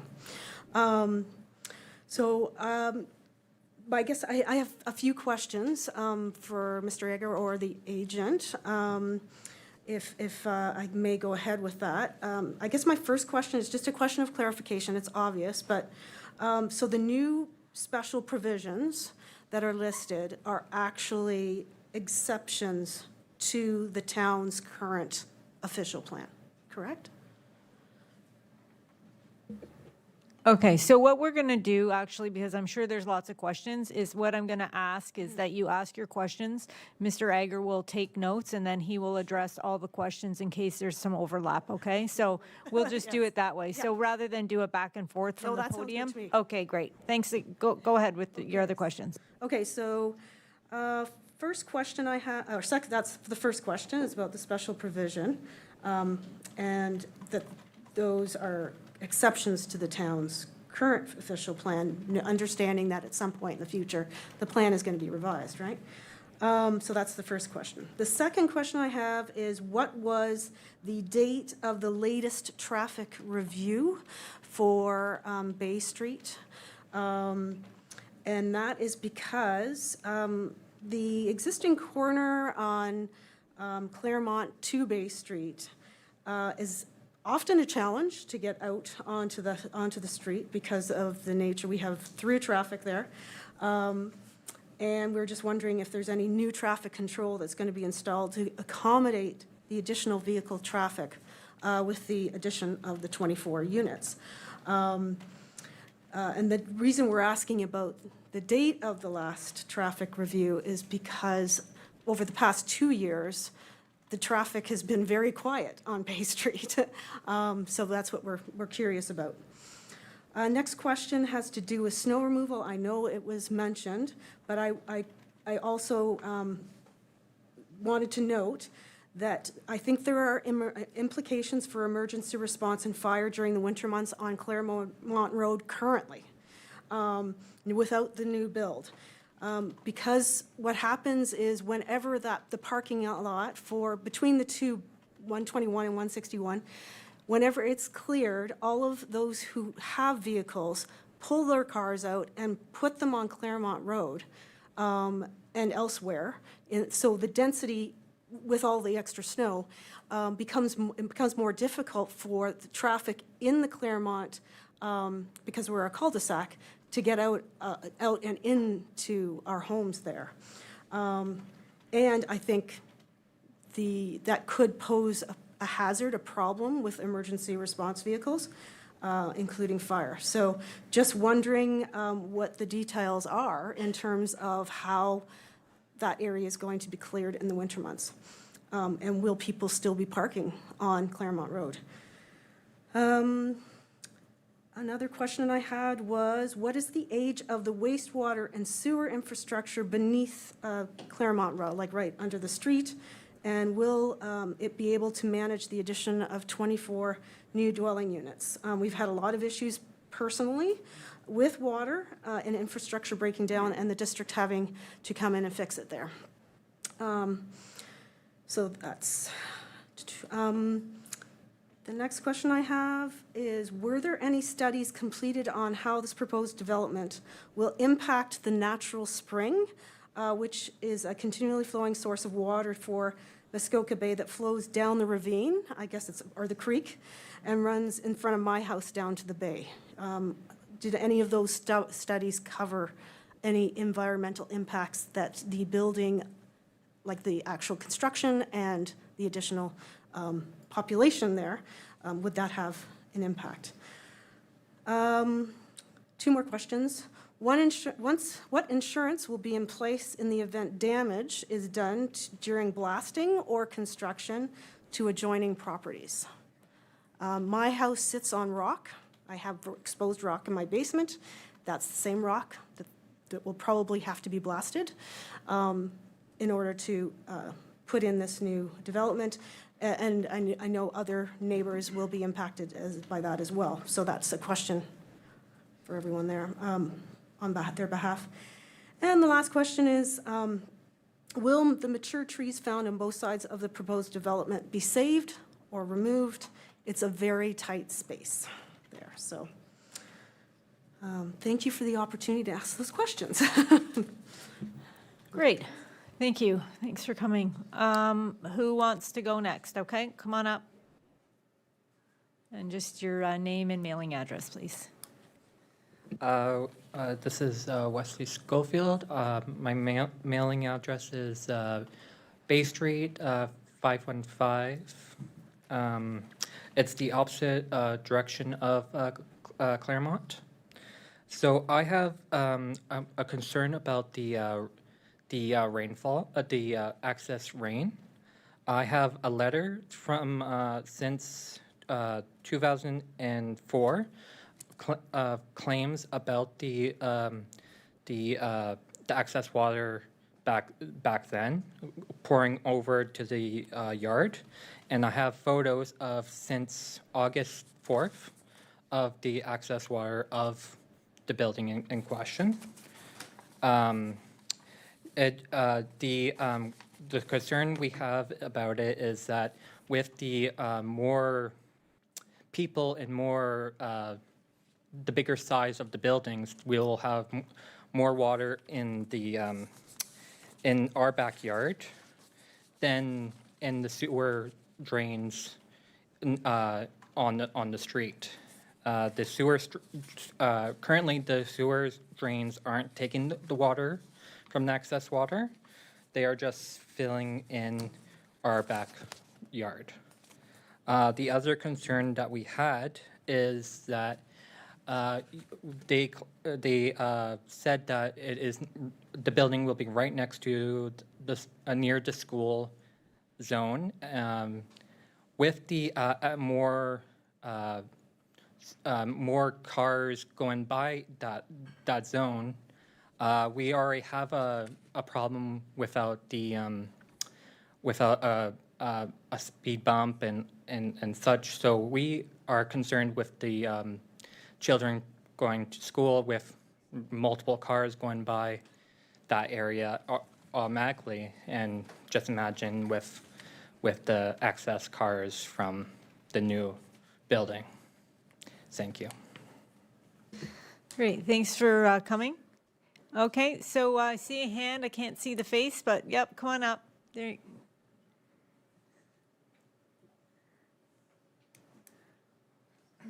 Welcome. Welcome, thank you. David Samborski, 195 Claremont Road, P1P1H9. I'm sure just about everybody here knows me. Our concerns are multiple. With the council accepting or granting this proposed change to the bylaw, does that preclude the owner from then, once he has his one building up, to tear the other two down and put up more? Because that's our concern, that is the end game for these people. It doesn't fit into the fabric of our neighborhood in any way, shape, or form. It's basically going to be half of the Marriott Hotel at the end of that lot. And I don't know what the other questions or concerns are, but that's the main one that we have. Okay? Thank you very much for your time.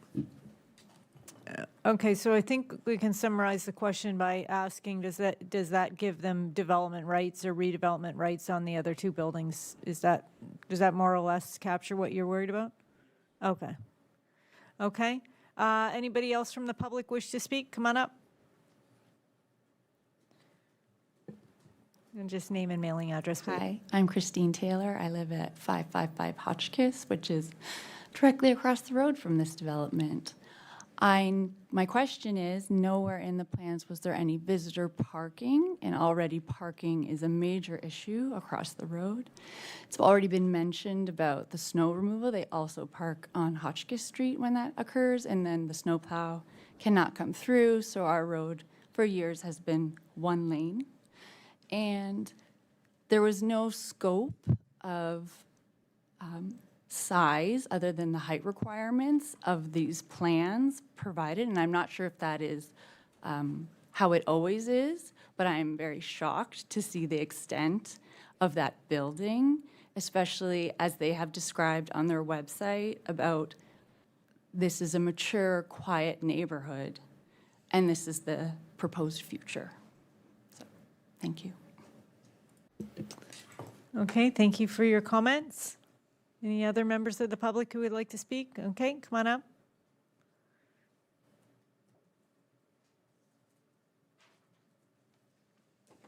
Thank you. Go ahead.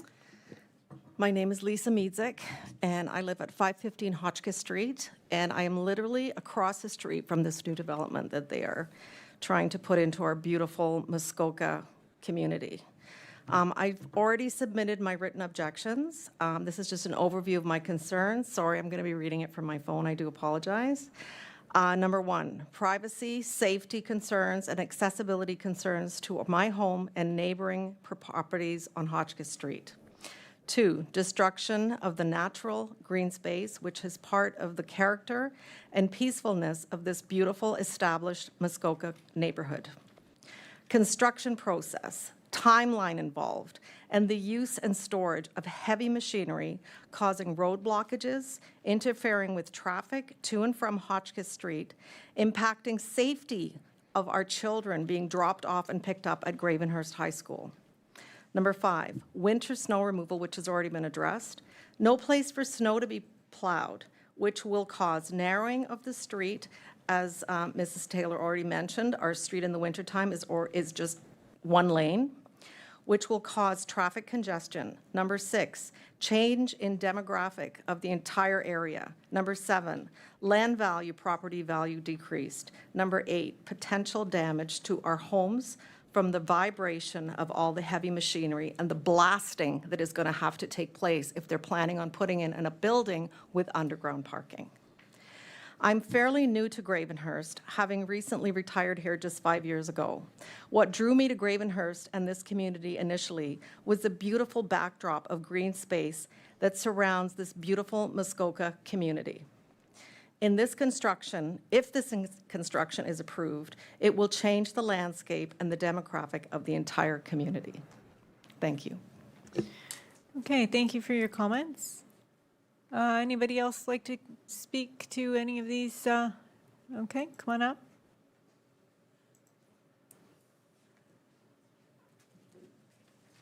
Hi there, my name is Ryan Walker. I live on 195 Wanda Miller Road, which is basically right through the backyard of my house. My main concern is obviously everybody's already said all of them.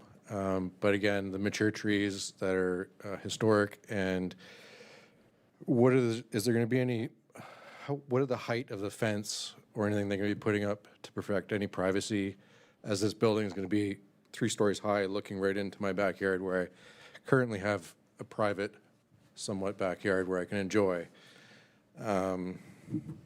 And yeah, again, basically everything's been mentioned before, but thank you. Thank you for your comments. Anybody else like to? Don't be shy.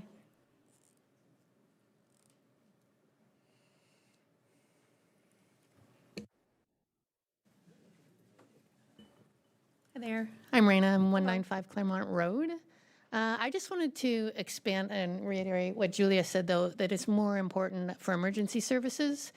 When they do the snow removal at present, through no fault of their own, they park on the road. There's almost daily, you cannot get in or out of our road because of the vehicles on the road. If we need an ambulance, fire, it's going to cause a very, very big problem. And I think that the town should, and planning department should really take a look at this because it already exists. And with more and more cars coming, it's going to be a disaster we don't want to happen. Thank you. Okay, thank you. Okay, come on up.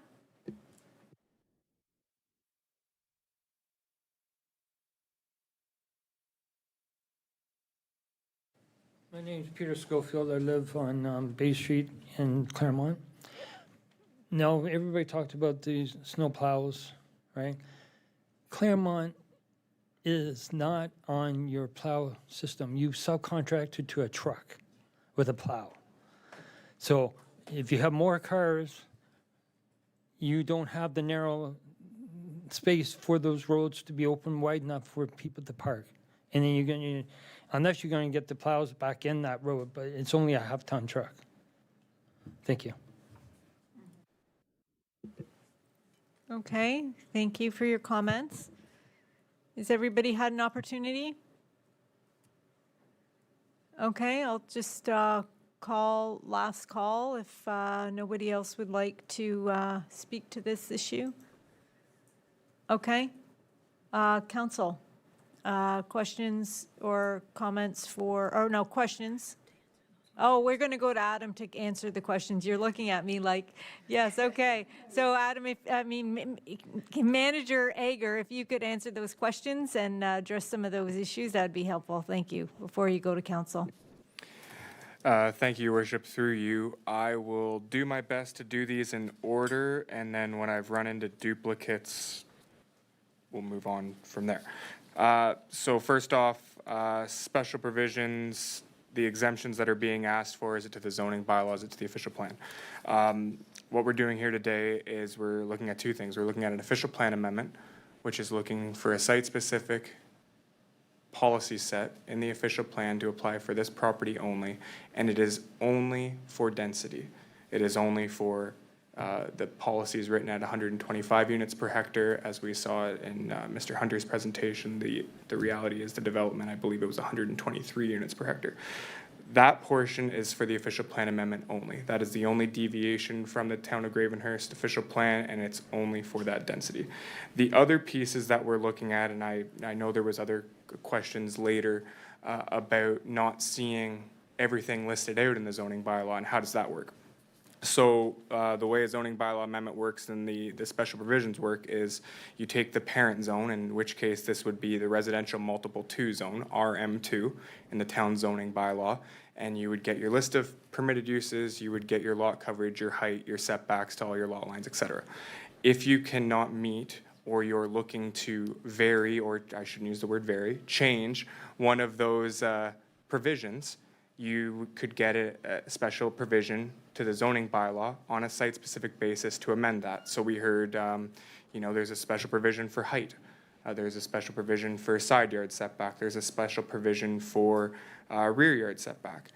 You didn't hear one about lot coverage. You heard one about parking. That is specific. So if you don't see a special provision laid out in this amending zoning bylaw, that means the rest of it's being covered off in what we'll call the parent zone, or the standard provisions of the zoning bylaw. So the RM2, that means they're meeting the rest of what's being set out in the zoning bylaw.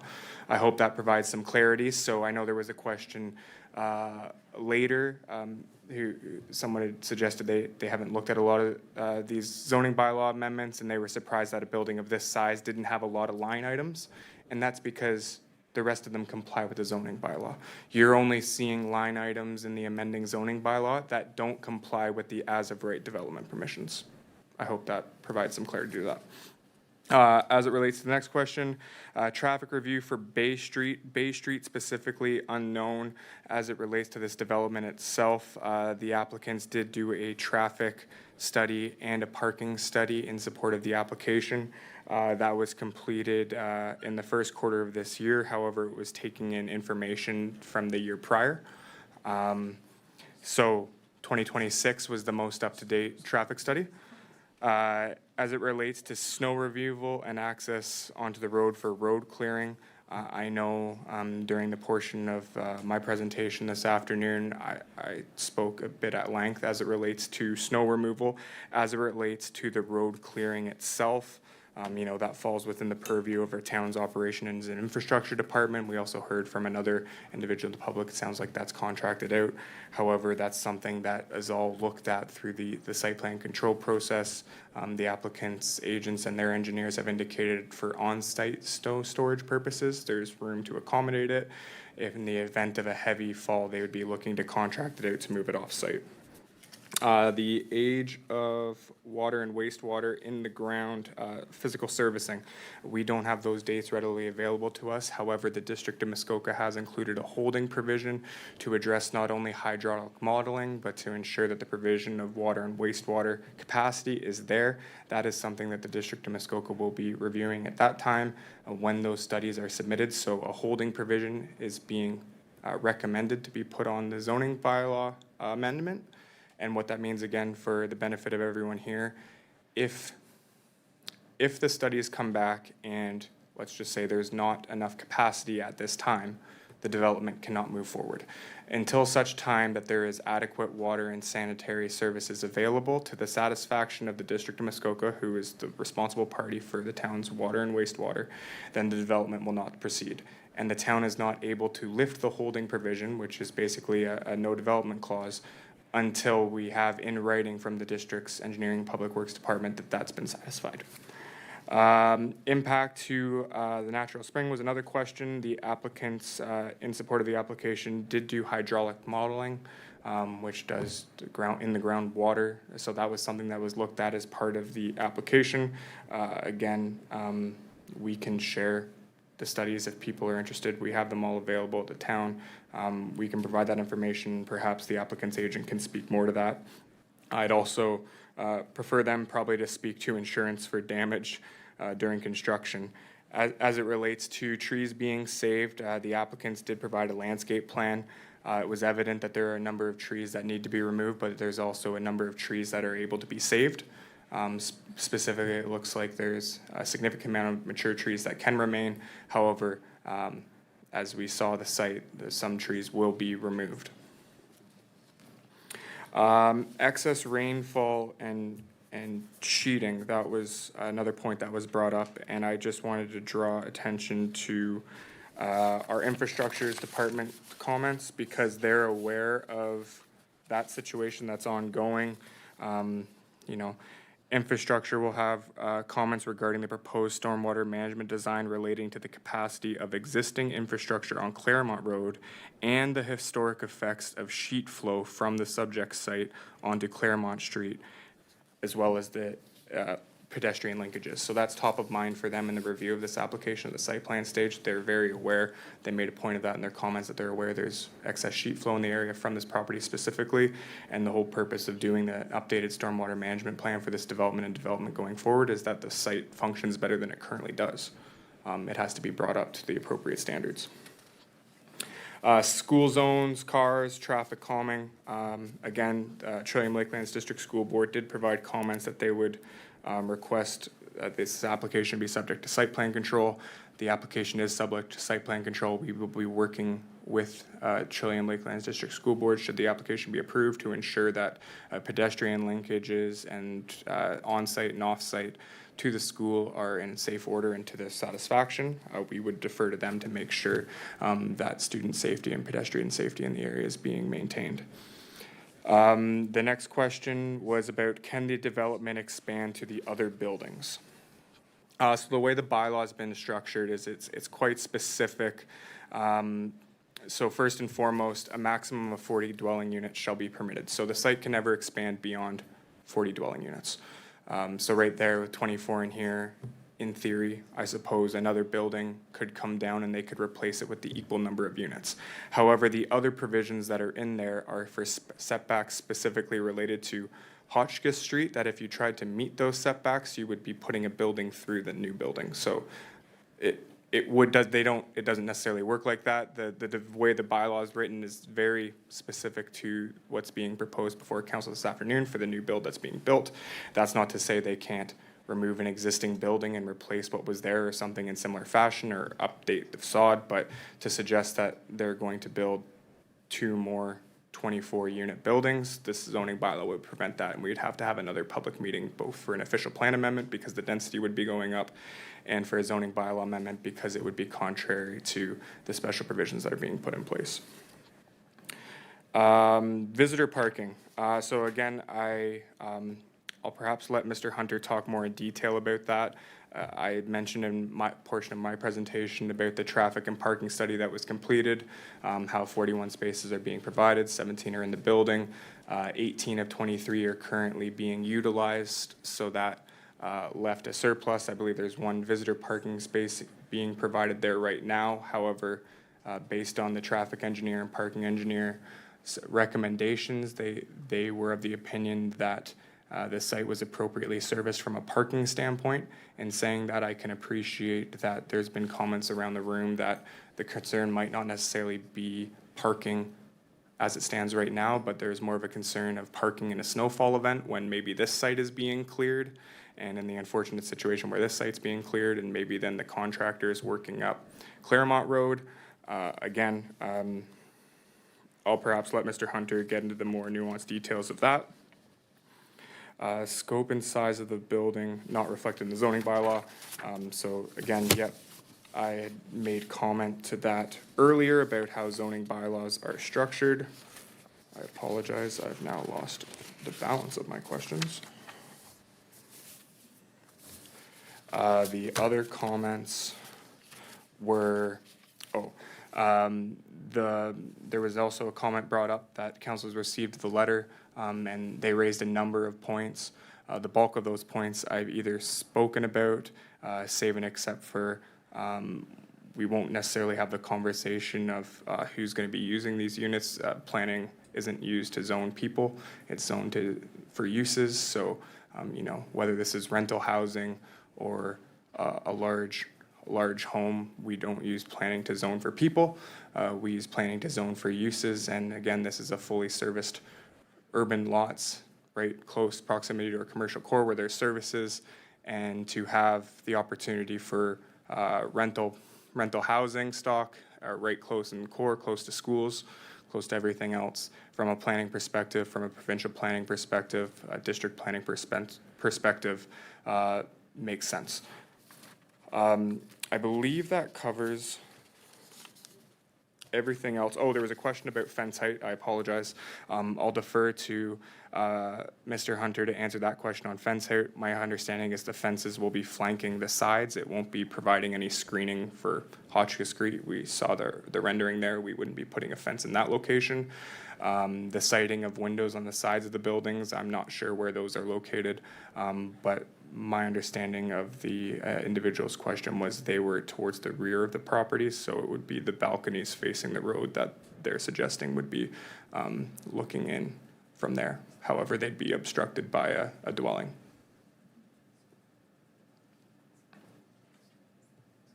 I think he was on Wanda Miller, so I think he's on the side. He's on the side? Yeah, sorry. Okay, my apologies. So then yeah, Mr. Hunter could provide the details on the height of the fence that's flanking the sides of the property. And I believe that's all. Okay, so thank you for covering those answers. And now that brings us to council. Yes, Mr. Planner. Hunter, come on up. Thank you. Well, we know a planner, Mr. Hunter, quite legendary around here, so it's hard, that's a hard act to follow. I have heard, yeah, I'm originally from the Muskoka area and live in Barrie now, but there's a few hunters around here, and one of them is a pretty historic planner, and I know them well, so we're not related, but it's a good example to follow. All right, so Manager Ager covered everything possible. So I'll focus on the key items. So groundwater, again, the location of our building. So we've got 3 levels of actual residential, 1 level that we're calling underground parking. However, just to clarify, this is not really underground parking. We're using the grade of the site to bring the parking in so that we don't have to blast, we don't have to dig into the ground. It's really just eating into the side of the hill. So that's why it appears to be a 3-story building on the south side and a 4 on the north, because there's about a 3.4 meter grade change, I think, just in the distance of the building, and it's fairly large across the site. So again, just for confidence in that, no water impact, no blasting anticipated, and that's all been demonstrated through our geotechnical, hydrogeological, which again have been reviewed, and they have to be refined through the building permit and site plan process. So the final design drawings of the building will show those elevations in more detail. As well as we are recommending through our process, this kind of internal item on construction management plan, so that will actually look at the build out of the site, where people are going to park, how they're going to park, so that we're not impacting the roads. That also includes construction equipment, trucks coming in and out. We're making great efforts to not disturb the community. As Mr. Ager said, demographics, our intent's not to target certain people, but in this case, there is a lack of affordable and rental housing in the district of Muskoka. We've talked to the district countless times. I just had another project approved where this was heard over and over. So for many individuals who are looking at downsize or have a unit that is actually accessible to their financial bracket, it is needed. So that's a big addition of 24 units. The fencing and interior side yards, that's going to be detailed for site plan approval. We have incorporated landscaped buffers on interior side yards, which are, I think, 3 times what exists there today. So we can retain the existing trees, we can replant, we can use hedges, we can use closed board fences, all through site plan control. So there are a number of implementations and improvements that are going to be made. For the snow removal and parking, I mean, we are aware of this aspect. That has been reviewed by our civil engineers, and we are looking at ways to incorporate it. And specifically the parking on the street, for example, we can find methods to eliminate that. As far as we're aware, they don't pull the cars off of the site every single time, but in extreme snowfalls, yes, we do. We do have to clear between the cars because the residents do have to have the ability to access them. There's no way around that in this climate, but we will make efforts to address that. And then for the visitor parking, as Mr. Egger noted, so there are 18 spaces currently utilized by residents. Given our target of the new building, it is anticipated to have a lower parking ratio and a lower parking demand. So this was evaluated through our traffic report and our parking study. So there was a surplus, which is now being utilized for the new building, which is accommodating the required parking spaces. Again, not everyone in an affordable housing project is going to have a car. So based on their assessment, the parking study is supported. Thank you. Okay. Well, thank you for answering those questions. And now it's up to council to ask questions of our planner or their planner or any member of the public who has spoken here today. So, Councillor Hunter. Thank you, Madam Mayor, through you. My question is about the rooftop amenity area. So we don't typically see that in Muskoka, and I'm wondering, are they required to clear the snow in the winter? And if not, would it withstand the amount of snow that we get in the wintertime? Mr. Egger. Thank you, Your Worship. Through you, perhaps Mr. Hunter, as I'm sure he's done a few of these developments that have these features on them, could likely speak to how they operate better than myself. Mr. Hunter. Thank you, Mr. Egger. So yeah, the rooftop again is focused more in the summer months, with the drastic snowfalls. If there is a snow load that we have concerns about, it does have to be cleared. We have seen some of the developments where they clear a portion of the amenity space so residents can still go up and use it as a way to get outside of their units. There's also balconies, which wasn't necessarily depicted on all of the slides, so residents will still have ability to access those, which are covered. So we're trying to split the seasonal uses between the site. Something to add is we have incorporated ways that the existing residents can also use the amenity space on the new site, so they're not left out. Everyone has availability to that 1,700 square foot of space. So, Councillor Varney. Thank you, through you, Madam Mayor. I'm quite concerned about this development because I do feel it's much too big for that area that you're planning to have it. And I do understand for the people who are living on Claremont directly across from that driveway, that when there's a heavy rainfall, there's two drains there, storm drains. The water does not go into those storm drains. And I believe one of the people in the audience did mention about the water going into their property, and I know the person next to them, it goes right into their property. So now you're suggesting that you're going to build these, obviously the land is higher on that side of the road than it is on the other side of the road. And I just feel that it's going to get worse if you've got this many occupants in this building. And I just feel it's just too large for that area. And yeah. Oh, I'll remind Councillor Varney that this is not the time for debate. Okay, I'm not debating, but I'm just going to ask if they're aware, if they're aware of the fact that the water is not going into the storm drains. Thank you. Mr. Hunter? yeah, so I can answer that to you through the worship, Councillor Barney. So we are aware of that. One of the positive benefits of new development that we've discussed with our engineering team is, when rainwater, stormwater is able to be reviewed, we can improve site conditions. So essentially, we can tear apart the site and make sure that all of it is controlled on site, because that is required. That's not a statement, that is a fact.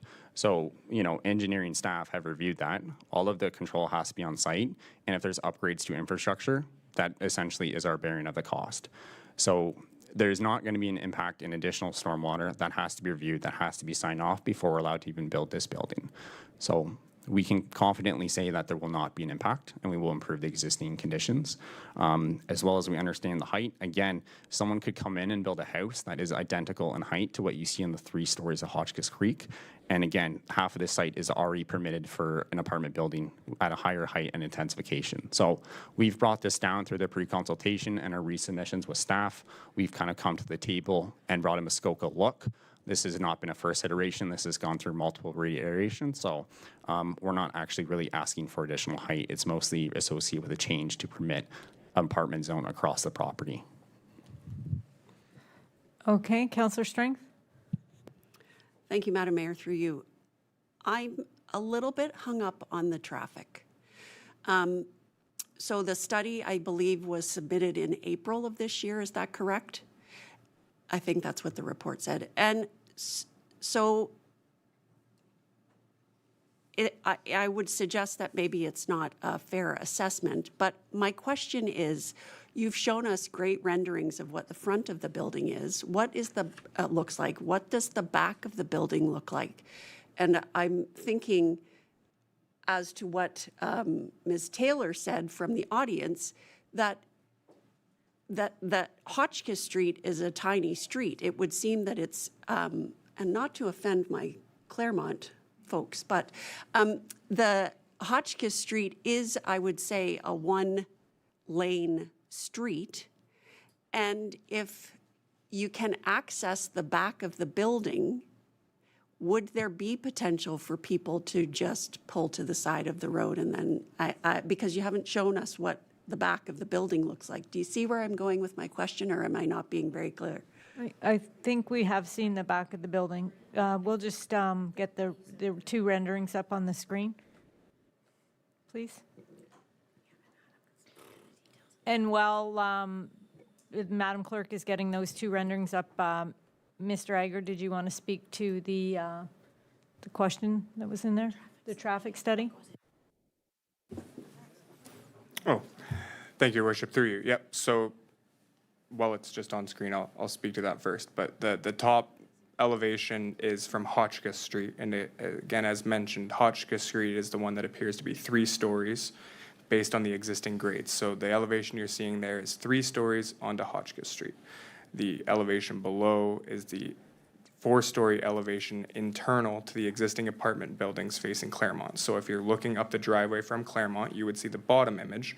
And if you're on Hotchkiss Street, you would see the top image at 3 stories, not 4, to which Mr. Hunter's point, and I had mentioned in the presentation, current single detached dwelling could be built to the height that you're seeing on screen in the above elevation. As it relates to traffic, the report was just concluded in April, and that's when they dated. It's like when we write our staff reports and they're dated for today. However, they're prepared over a much longer period of time, so they were not taking April metrics.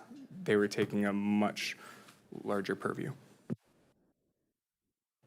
Just to sort of piggyback on Councillor Strank's question, people are accessing the units through the front door though, right? So they go in through the front door and then they disperse inside.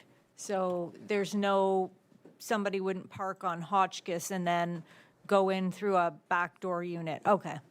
I just wanted to, I think you sort of asked that question. Yeah, okay. Is that correct, Mr. Hunter? It keeps turning off.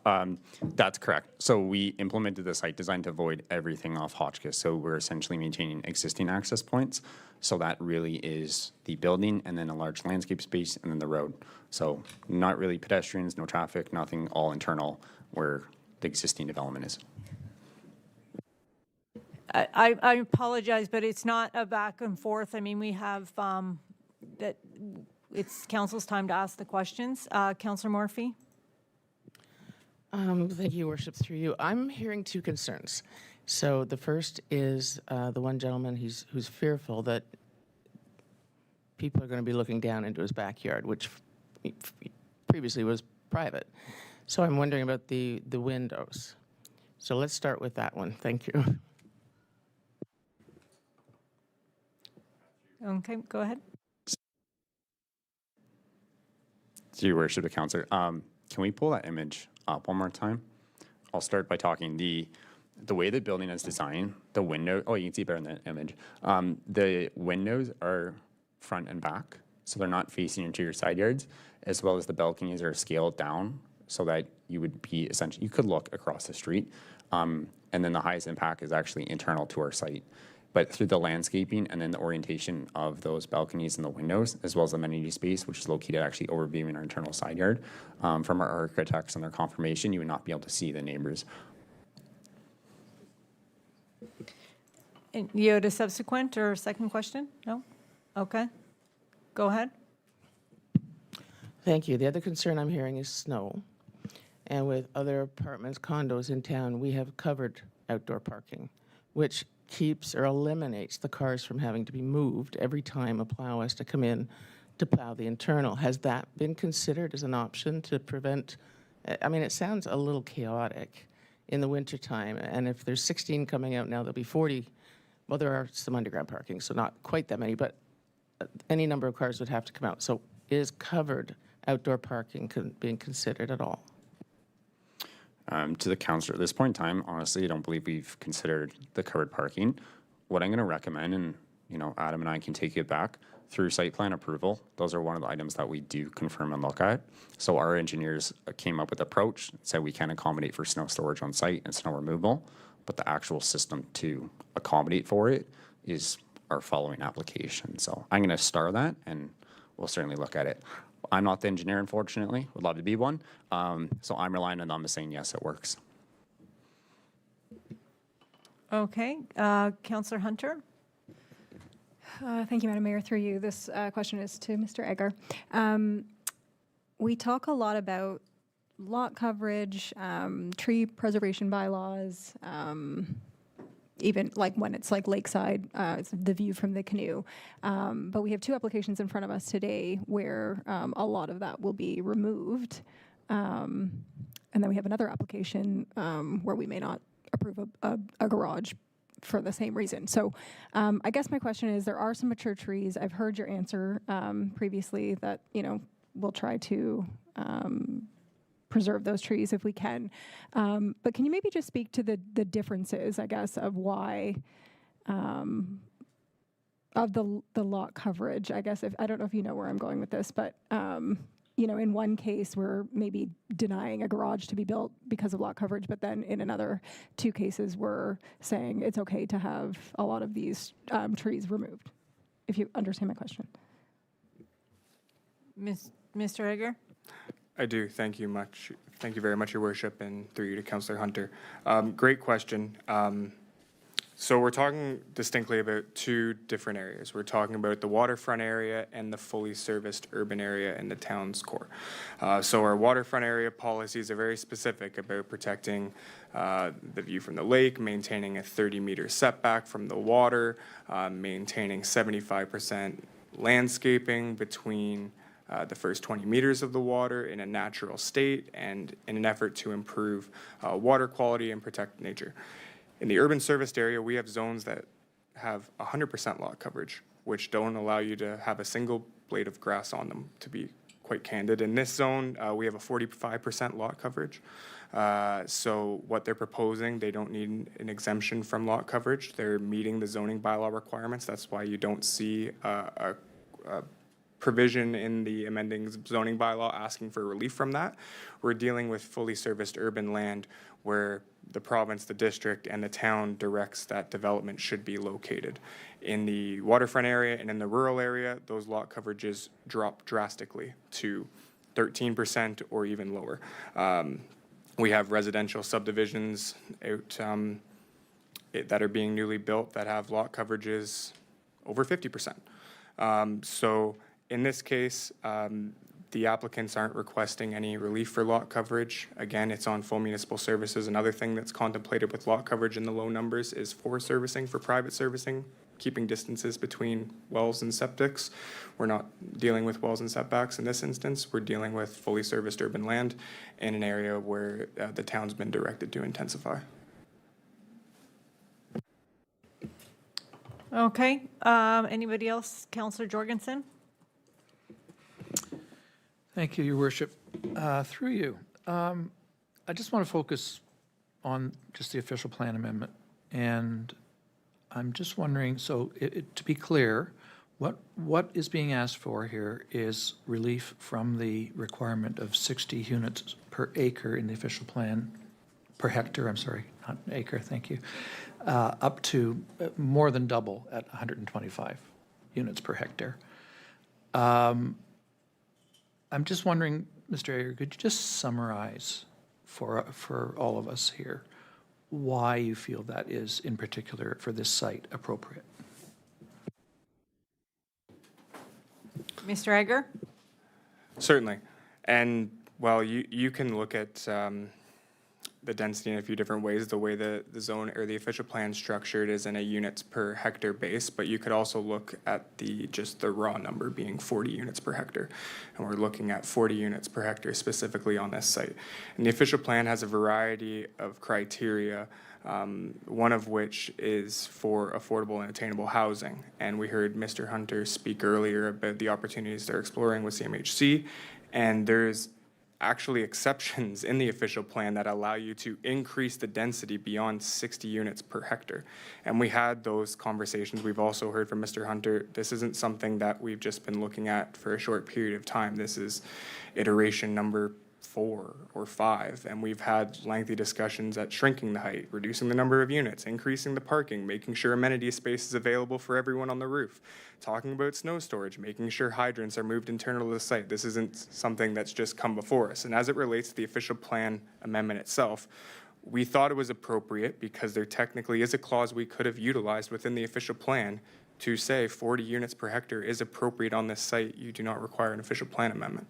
But we thought it was in good planning principles and to move forward that we would actually set out a max density in the official plan, talk about why it's appropriate, how it's appropriate, and what we're trying to achieve on this site, and approach it from that perspective. So in my professional planning opinion, that's what we've done. However, there is flexibility within the existing official plan framework where we would only be talking about a zoning bylaw amendment.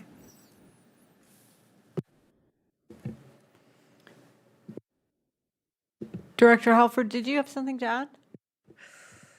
Thank you very much, Your Worship. Mr. Egger has addressed it extremely appropriately, but I would just be remiss if I didn't. It's in the staff report as well, but I just wanted to highlight it. The recent housing needs assessment that this council directed the completion of, and then the housing action plan as well, and the need for more attainable housing options within our serviced urban settlement area.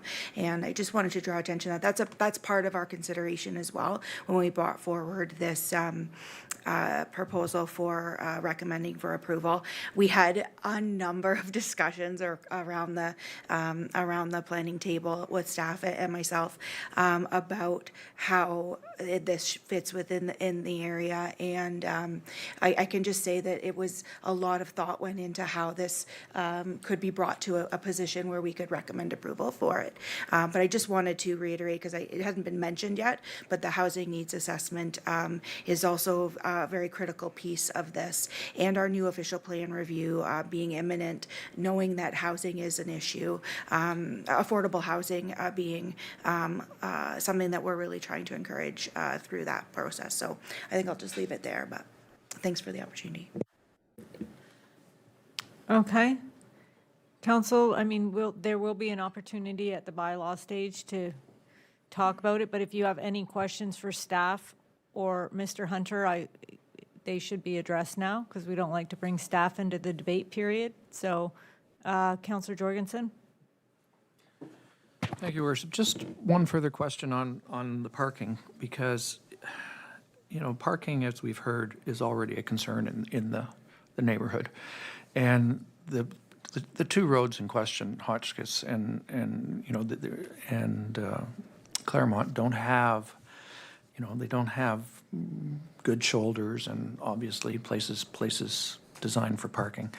The other question I have about parking in particular, I noticed on the site plan that's been provided that the visitor parking on Claremont appears to be on the road allowance. Is that correct? Because I see 4 V spots, which I assume are visitor parking, and they're right in front of what was, you know, the old house that was there that was added on to for the apartment. So you're satisfied that the visitor parking in particular, even though what we've heard from the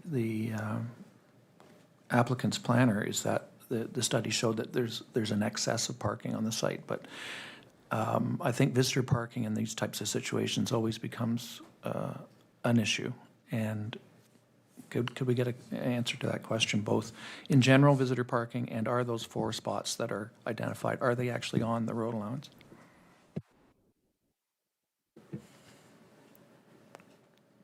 Who's going to take that one? Jimmy, take it. Yeah, sure. Through your worship, the councillor, I can actually respond to that. So I can confirm that they are split between our property line and the right-of-way. They've historically occurred there. I don't know how long. I'm going to say since the 80s. So those have been used for operations and visitors dropping off or using them in short term, where we're directing the resident parking to on-site and underground. So there's no guarantee, I guess I can say, of those use, but they have been, I'm going to say, grandfathered in, but that's not necessarily the planning term. Maybe Manager Egger would like to. Mr. Egger? Thank you, Your Worship. Through you and further to that, they're also not factored into the parking count that's being provided, just for clarity purposes. Again, as Mr. Hunter pointed out, they're, as right now, seen as an added bonus because they've been there. But in terms of actually what's being proposed in the zoning bylaw and the 41 spaces, those spaces there don't count. And that's not what is being counted. Okay. Counselor Jorgensen, you wanted to say subsequent? Yes, thank you. Just to be clear then, those parking spaces, I guess they're not being counted, but if they are in use regularly, which whenever I drive by, they seem to be in use, clearly overnight, in the winter, if they're on the street, if you will, then the parking would not be permitted overnight because of snow removal issues, right? Okay. Okay. Anybody else have any questions? Okay. So as a result of these procedures or proceedings, Mr. Egger, would you like to make any recommendations to council? Your Worship, as detailed in the staff report, staff would recommend the application be approved. Okay, the official plan amendment and the zoning bylaw will be considered by council later this afternoon if there are no further questions, and I declare this public meeting to be completed. And I also declare we're gonna take a break because we've been at it since 3 o'clock. It's 5:20, and so we'll see you back at 5:30. 5:30? No, we'll see you back at 5:40 because staff would like to grab something to eat. 5:40.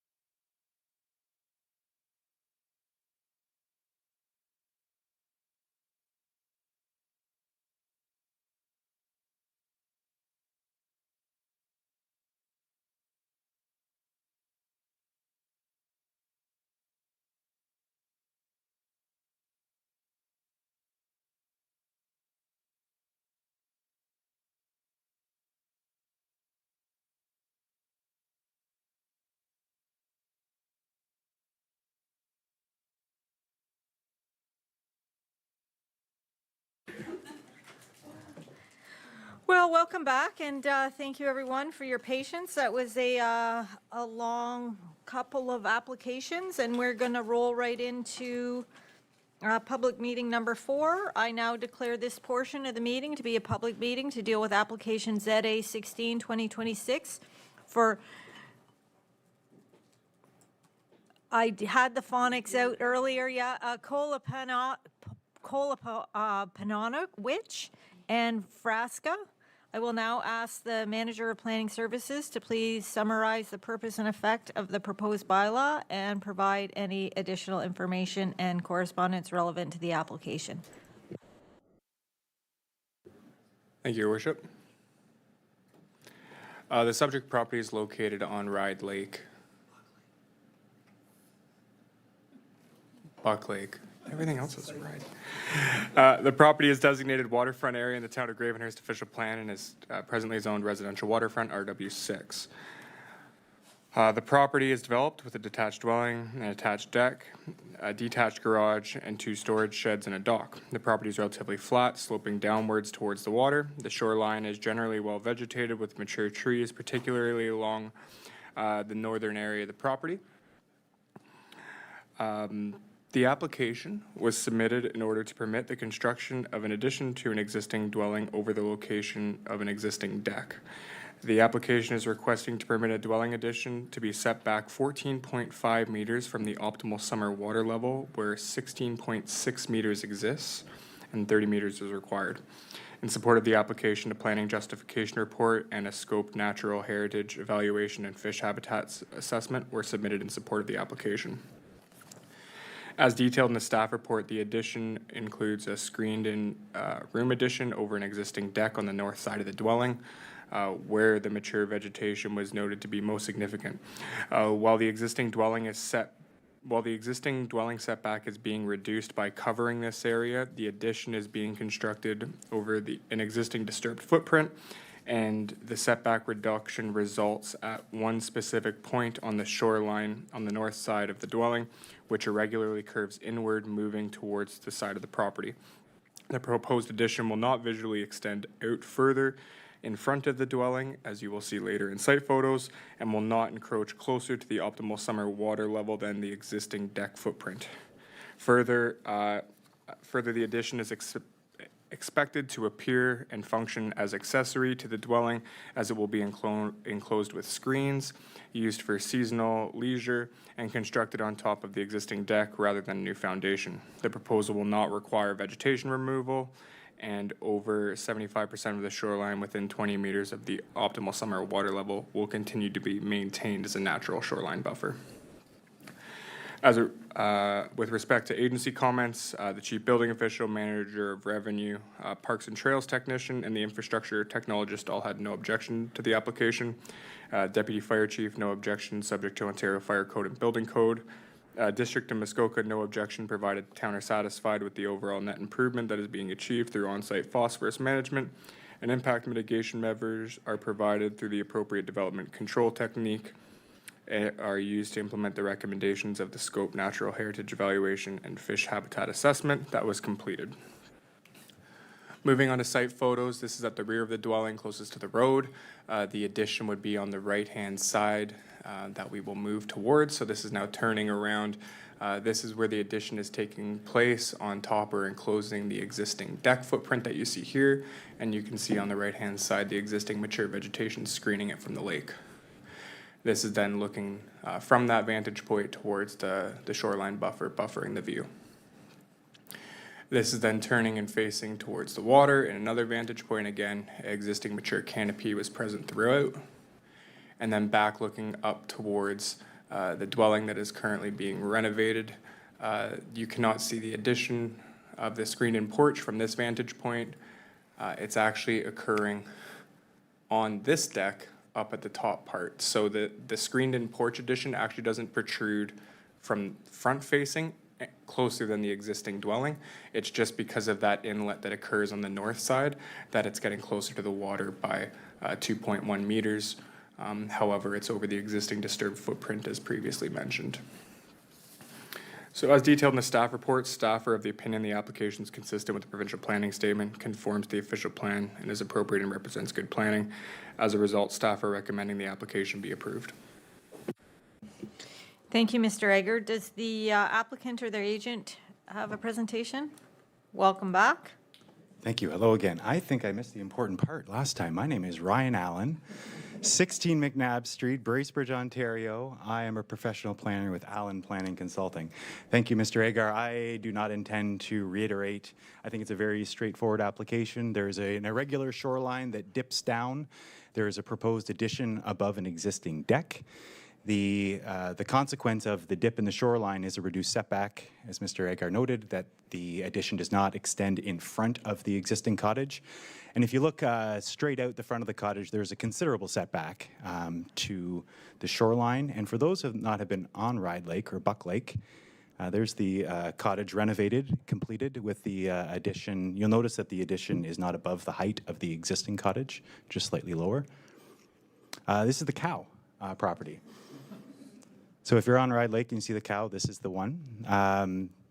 A few photos, maybe at a slightly different vantage point than Adam's, showing the existing deck and the location of the addition. I'd be happy to answer any questions. Thanks. Okay, thank you. Are there any members of the public who would like to speak to this application? Okay, seeing none. Council, any questions? Seeing none. Mr. Agar, as a result of these proceedings, is there any recommendations you'd like to make to council? Your worship, staff would recommend the application be approved.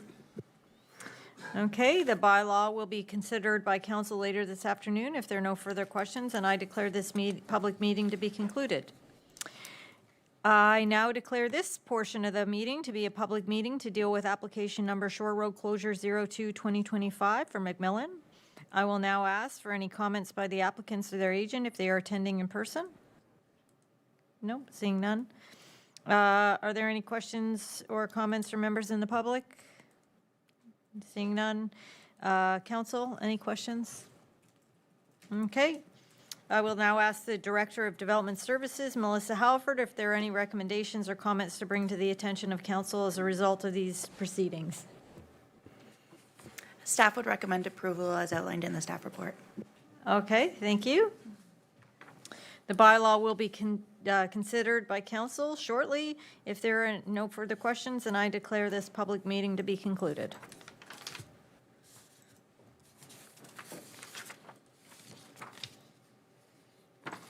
So, council, we are moving along to new business.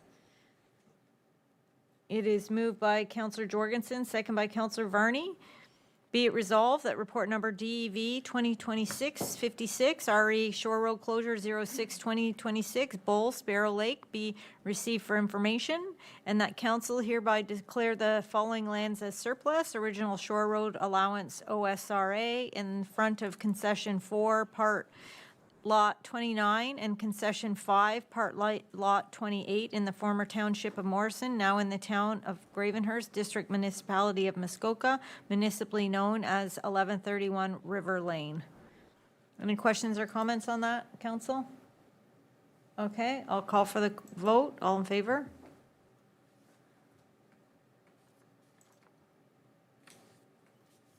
That carries. Thank you.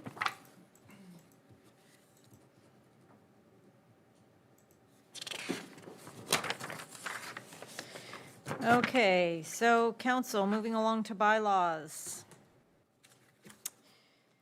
Be it resolved that the following bylaws be read, passed, and engrossed into the bylaw book. Bylaw number 2026-51, zoning Ala, Lake Muskoka. Bylaw number 2026-52, zoning Mohammed and Mustaq, John Street. Bylaw number 2026-53, OPA 600342, Ontario Inc., Claremont Road. Bylaw number 2026-54, zoning 600342, Ontario Inc., Claremont Road. Bylaw number 2026-55, zoning. I should have practiced this one. I apologize if they're watching. Kalapananowicz and Frasca, Ride Lake. And bylaw number 2026-56, Shore Road Closure, McMillan, Buck Lake. Okay, council, is there any any persons who'd like to pull any of these for discussion further? Counselor Varney? Sorry, Christina, Counselor Hunter? I'd like to pull 2, please. Okay. Counselor Varney? I'd like to pull 3, please. Okay, so 3 and 4? Right. Okay. Counselor Jorgensen? I want to pull the first one for discussion, please. Okay. All right, so we only have, Counselor Varney? Did you have another one? Okay. So that just leaves the zoning and the Shore Road closure. Madam Clerk, can we vote on those and then go back to the rest? Just to clarify, it's this zoning, because there are other zonings, so it's. Yes, so the last zoning, which is 55 on Ride Lake. And Shore Road closure on Buck Lake. Okay, so I'm going to call the question on those two. All right, please vote. And those carry. And then we might as well do them in order rather than jump around in order which they were pulled. So I'll go to the first one, which is ALA. Councillor Jorgensen.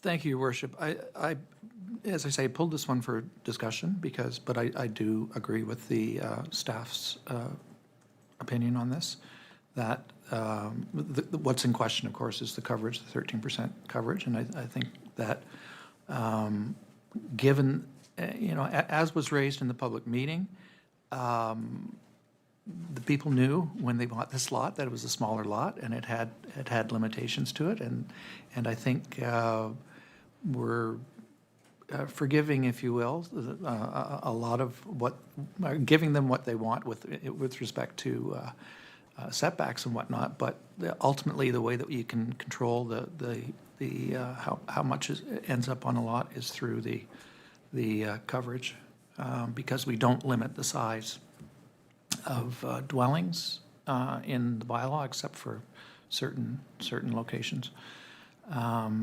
So as I say, I think as we heard from the public and our discussion around the table, and others may wish to chime in, but I think the 13% coverage is appropriate, so that's why I support it. And that's why I wanted to talk about it. Thank you. Okay. Does anybody have anything else to add on that? Councillor Morphy? Thank you, Your Worship. Through you, are we interested in addressing the height? Are we going to leave it at 8.4? That's pretty high with the 7.5 that we demand the rest of our residents to stay to.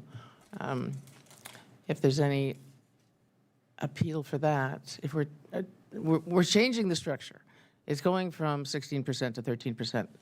So we're changing it. So if we're going to address the height, I think now's the time to do it as well. I would be willing to bring it down. I can't ask staff at this point what the number would be, a reasonable number, but it's not often we let it go over the 8 meters.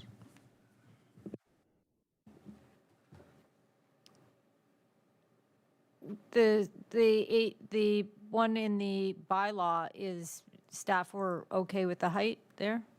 Okay, so we would be going against staff's recommendation on that. If somebody wants to speak to the height specific? Okay, so I'm going to go to Councillor Jorgensen for the height specifically, and then we can go down the list here. Councillor Jorgensen, on the height? I was just going to say again, I'm comfortable with the rest of the variances because, don't forget, this was right beside the lake. The existing building was, I think it was 3.7 meters from the lake initially. So to me, that's a relative trade-off to moving it back where they would be entitled to build something at 3.7, and it would be much more of an issue in terms of the extra height farther back to me. So I'm happy to leave it with the staff's recommendation. Okay, so I'll just to Councillor Morphy's point, is there anyone who would like to second discussing the height? Because then we'll just move on to the next. Okay, so we don't have a seconder to change the height. Okay, so then Counselor Strength, not on the height? Thank you, Madam Mayor. Through you, I have a real problem with the fact that there's no entrance into this property on their own, that they haven't sought the license of occupation on the town road allowance. They haven't sought an entrance permit.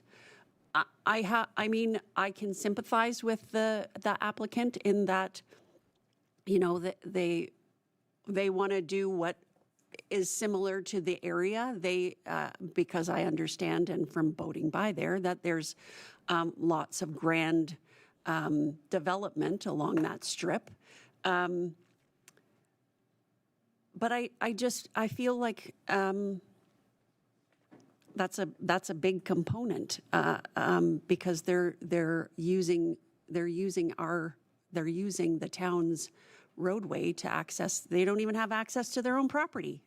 So I'm not really sure where I'm headed with that comment, but Okay, so I'm struggling. Okay, so to that though, I would say if they can't build what they're after, they might not bother to move forward. So, I mean, to that point, I don't like asking people to jump through hoops if they're not going to do what they want to be able to do what they want to do. But Councillor Jorgensen? No, I think, I'd just like to comment on that. I think we heard their intention is to bring the driveway in straight through to the garage. Anyway, that is their intention, but, you know, I think it may be premature, but how they're accessing it now has been there for presumably some time, and they're just continuing along with that, so I'm not concerned about that. Okay, so any other concerns we're going to discuss on this item? Okay, so keep in mind this bylaws is the way that staff wrote it. So I will call the question on Alla, on Lake Muskoka.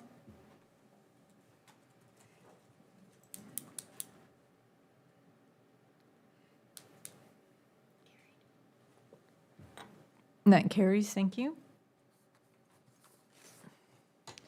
And then I believe Councillor Hunter, you wanted to discuss John Street. Go ahead, you can kick it off. Thank you, Madam Mayor, through you.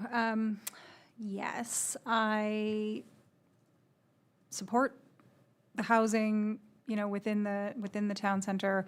I think there's still a lot of questions about what this looks like, and the parking concerns. So, I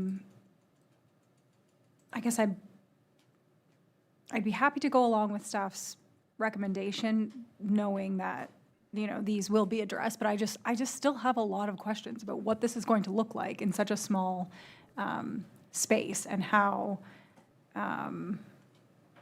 this parking is going to unfold. So I guess I'll just kick it off like that. Okay. Well, I'm going to say nobody's ringing at the bell, so I'll just say that I have concerns with this. I think, is there any way, and I know I always say don't bring staff into the debate at this point, but like 4 seems like it's pushing it a little there. Like I could see if it was 4 units, and I could probably get on board with that. But with this parking situation, and it seems a bit wonky. I mean, I don't know.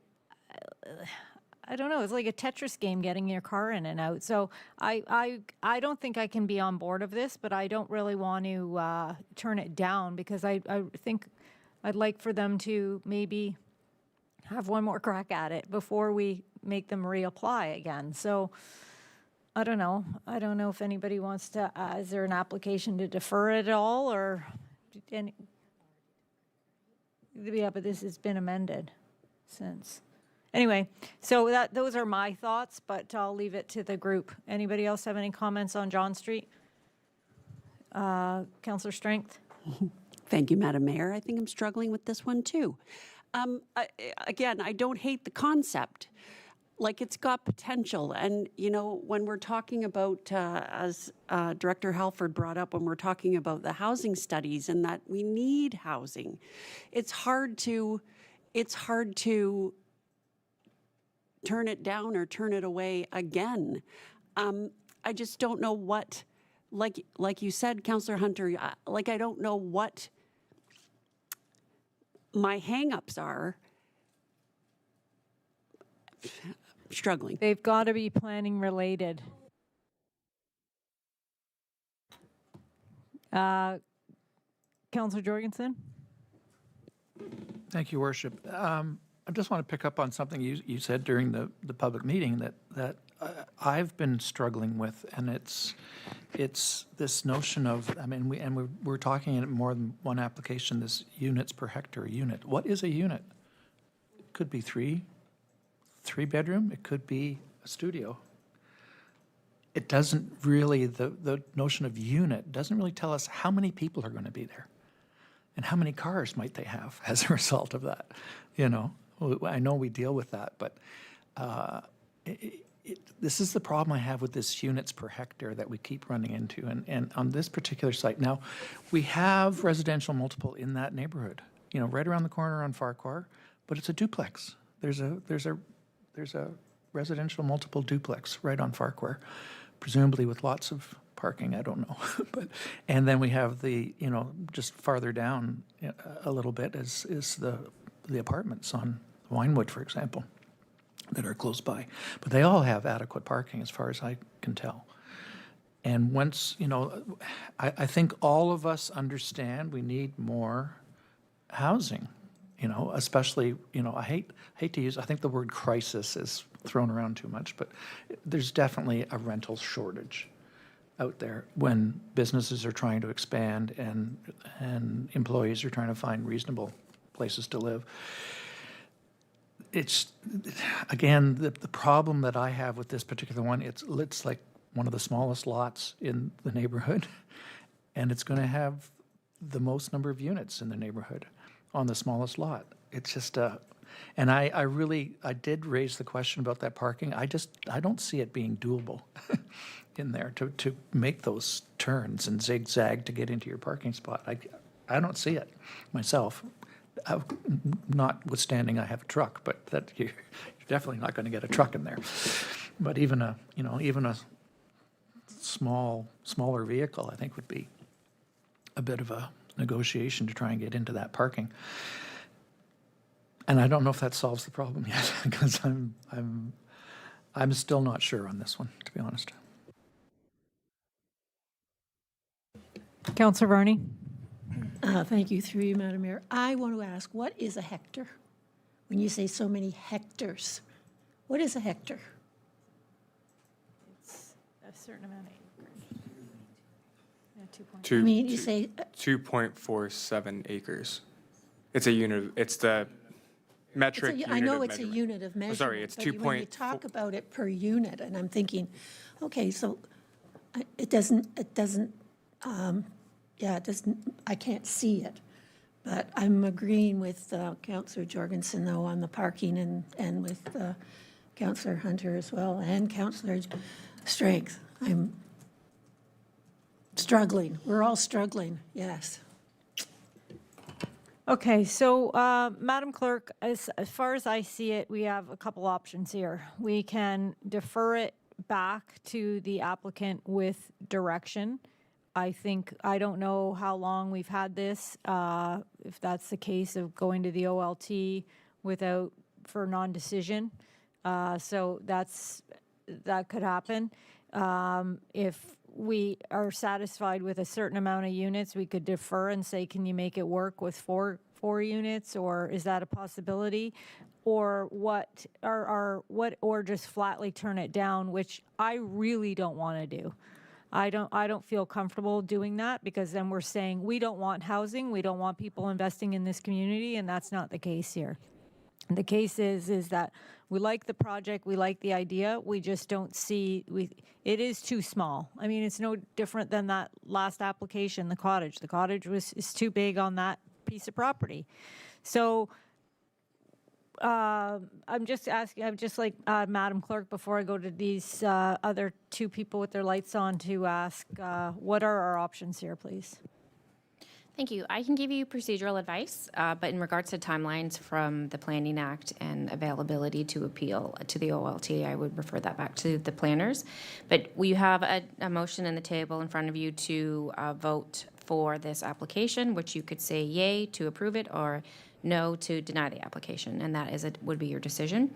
If you wish to table, refer it back to staff with specific instructions, I would recommend that would be, if that's what you're looking for, to provide that clear direction, because you have deferred it back in the past, and you would want to be clear to the applicant what you're looking for, and then it would be up to them on whether they decide to or not, and bring it forward with changes or bring it back again without changes and make a decision at that time. So I think those are really your options for today. Okay, Councillor Morphy? Thank you, Your Worship. Through you, I'm actually comfortable with this build. I think for two reasons. Number one, they have to be working with the district for the affordable portion. So they're going to have care and control of the district over what they do, and not the microwave and the, that's not going to be a go. And the parking is really for them to work out. I mean, if the last two spots don't work and they say, 2 units don't have parking or 2 units have motorcycles or scooters, that's for the building and the project to manage. I don't think that's us. They say they have the turning radius. They say they have the spots. So I'm going to trust that that's what they have, and I love these little things, and I think it's much needed in the town. Councillor Hunter? Thank you, Your Worship, through you. Yeah, as I was reading through, it does say a maximum of 5 units. So, I mean, I guess it is possible that they could go down that route and go, actually, this isn't going to work, and go with 4. I would prefer to see 4, just because of the size of the lot. But I think I'm okay with supporting what staff's recommendation is, just reading that language, that it's a maximum of 5. And I hope that as they go through the process, they take a good, hard look at it. Okay, anybody else? Okay, so I'm just going to let I just can't support it. It's no secret, I lived across the street from there. I know that neighborhood very well. I don't often bring my own perspective view into this, but I can say that street can't handle the traffic. I mean, people coming up and down I've lived it in backing out of my driveway. It's very, very busy there, and 5 cars going in and out of there, and more, possibly more, because we don't know the size of the units. So I could support 4 comfortably with a bit of spillover, but I just think that, but just wanted to, I really don't want it to fail, so. Okay, so if anybody else doesn't want to say anything, then I'll call the question. Councillor Jorgensen? I'm just wondering, Your Worship, if we can ask staff a factual question here, just because I do have a question. It's not.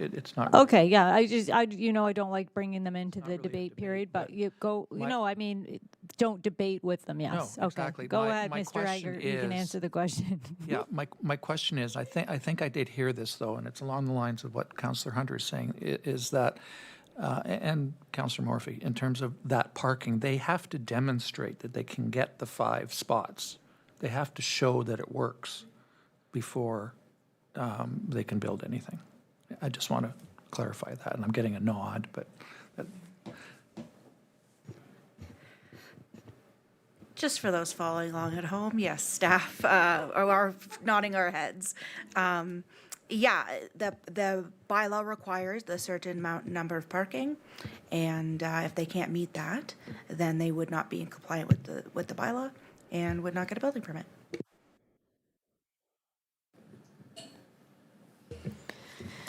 Okay. Oh, Mr. Egger? Sorry, thank you, Your Worship. And just building on what Director Halford said, and not only do they have to demonstrate the 5 spaces, but the 5 spaces have to meet the requirements of the zoning bylaw, which stipulate length and width that those spaces have to be, and they have to meet the turning radius. So it's not just showing 5 on a plan. They have to meet the design standards set out in the zoning bylaw for a parking space. Okay.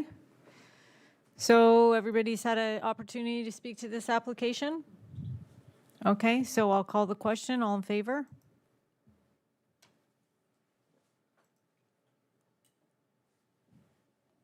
And that carries. Thank you.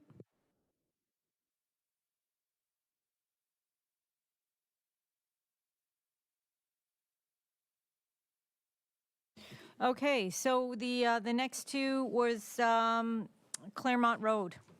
So don't know who pulled this one. Councillor Farney, you want to kick it off? Thank you, through you, Madam Mayor. I think from the number of people who are in the gallery today who live in that area, and there were lots of others who weren't able to come because of work, because it's my ward and I got calls about that. I'm feeling badly for them. I'm not against the building because we need housing, absolutely. But I'm just wondering with the parking and the snow removal and the 4 parking spots that Councillor Jorgensen mentioned, there's always cars in those parking spots. They all have to come out onto the road in the wintertime. I live up the road. I see the road lined with cars when the snow has to be removed. And I think most of them are very aware that housing is needed, but they think it's too big, like it's too high. They'd like to see it 1 story lower. And I would either like to defer this and have them go back to the drawing board, or I'm not happy with, for that whole community, for what's their future. They're also afraid of their housing prices going down. They're absolutely certain there's going to be blasting because the librarian who has a house there has a rock in her house. Anyway, I'm just reporting what I heard after we had our meeting. And I'm just, and the water is a terrible result because the other side of Claremont is lower than that area. Anyway, and that's my feeling. I'm just putting out my comments, and I'd like to hear what other people would like to say.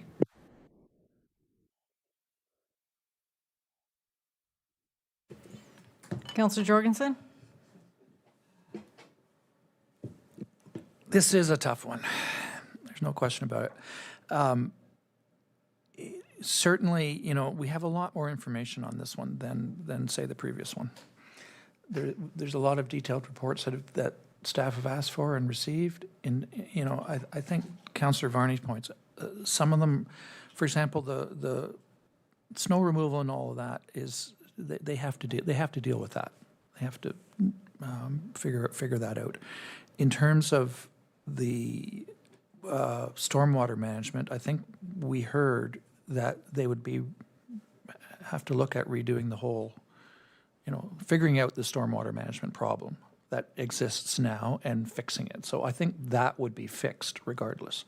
So I don't think that's an issue. I think the big issue for me is yes, the character of the neighborhood, how it changes. But, if you look around town, we do have these situations, unfortunately, or fortunately, or we have examples of it. For example, on Old Muskoka Road, which comes off, Muskoka Beach Road there, you've got the apartments on one side, and you've got the single-family residential on the other side. It's the same situation that way.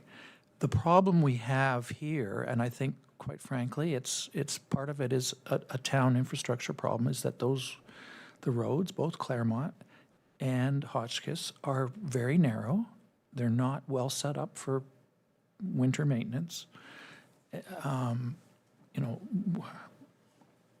That's a fact, I think. I think people would agree. And Claremont in particular, gets because there's a reason why a private contractor does it. It's because it splits into two and goes around the circle there. You know, it's not full width for its whole duration. But at the end of the day, you know, I look at this particular application, and it seems to me that the applicant, they have provided all of the studies and answers for the most part that staff have requested. They've put a lot of money into this as well, obviously, to do that. And the simple fact is, you know, we need more housing in town. We need more rental housing. It's, again, I'm torn because it does directly affect, you know, it's a change to people in the neighborhood. There's no question. It's a change. Where before you looked out at a, and quite frankly, my concern is mostly the people on Hotchkiss looking out, you know, but at the same time, you know, they have to admit as well that we need more rental housing in town. We need it. And the province is watching us, to be perfectly honest. And I mean, that's one thing they've given strong mayor powers for housing in particular. You know, if you look back at one of the reasons for that was to advance the provincial imperative to build more housing. So in this case, you know, I think the parking issue has to be dealt with regardless. You know, when we get snowfalls in that area, the town should be required to do more snow lifts if necessary, recognizing that there's a problem in that area. And I you know, we're doing that in the absence of infrastructure here to defend themselves. But in terms of other places in town, you know, we've got similar situations with these type of apartment. The good side of this is my sense from what I saw and the you know, the quality of the project. It seems to be high quality, and it's not going to be an eyesore, if you will. But at the end of the day, this one is, as I say, it's a very tough one, and I think I have to side on we need rental housing, and I'll support it. Councillor Morphy? Thank you, Your Worship. Yeah. When I look at planning and I look at a building, I think of net improvements. And I see net improvements here. I see them cleaning up the snow issue and the water issue. And they have to address it. They're being forced to address it. They're not being forced with the older buildings. It's there and it stays as is, but they'll be forced to address that. So I see that as an improvement. I also see a business model where if 24 units is what they need to finance and create the revenue to build the building, and we say, no, you can only have 18, it'll go away. I mean, that's my fear, and I don't want it to go away. I'm in favor of the rental unit, and I think they've showed us that they're going to make every effort to fix the existing problems that aren't being fixed now. Like, they're existing problems. They're not creating new. Well, a few spaces, yes, but for the most part, it's underground and a lovely looking building. So because it's a net improvement, I am in favor of this project. Councillor Hunter? Thank you, Madam Mayor, through you. I think I echo some of the comments from around the table.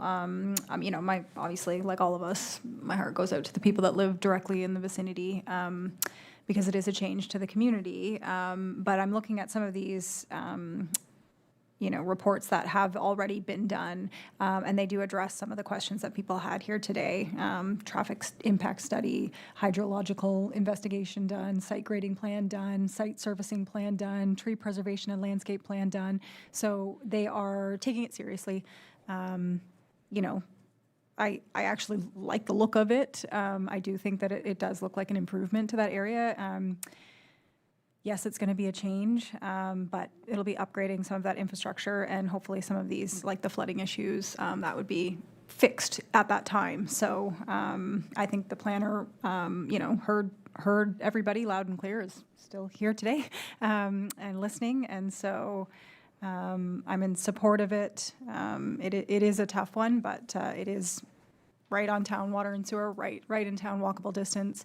And we definitely need some rental housing. So those are my comments.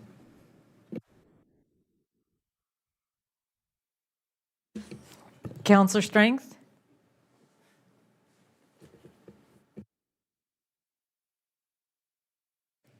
Thank you, Madam Mayor. Through you. Struggling. Just call me. Again, I like the concept. I understand and appreciate the people that live in the neighborhood. I'm not sure the people that live on Hotchkiss Street that I would think are more affected than the people on Claremont because now they're looking, instead of at trees, they're looking at the back of a building, which is one of my questions, why I asked the question. But I can't, in my vast knowledge of planning, can't apply anything constructive to go back and say to the new Mr. Hunter, this is what you need to change, this is what you need to. So again, as we talk about housing needs, I think I'm on board with supporting the application.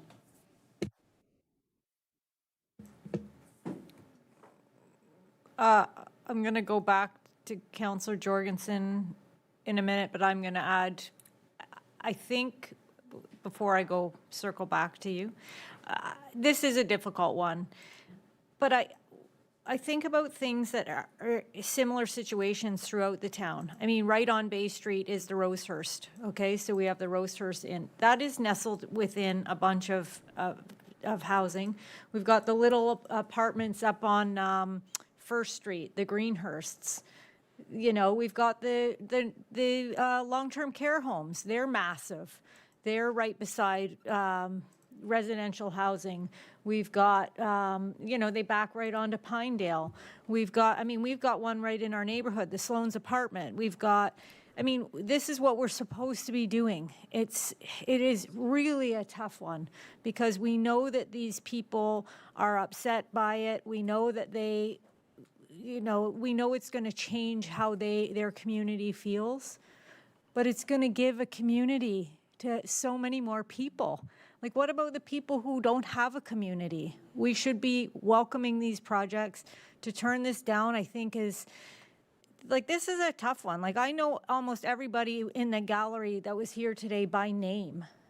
This is one of those that is really tough, but we have said for 4 years that we're going to address housing in Gravenhurst, and here we have something right on a platter, and I don't know how we can justify not. So this is probably one of the hardest applications that I'm going to support, and this is one of the ones, the Alexander, perfect example. People were outraged about that. Some people still don't talk to me about that or talk to me at all over that. But it's just the right thing to do. Councillor Jorgensen? Thank you, and I agree with what you're saying, quite frankly.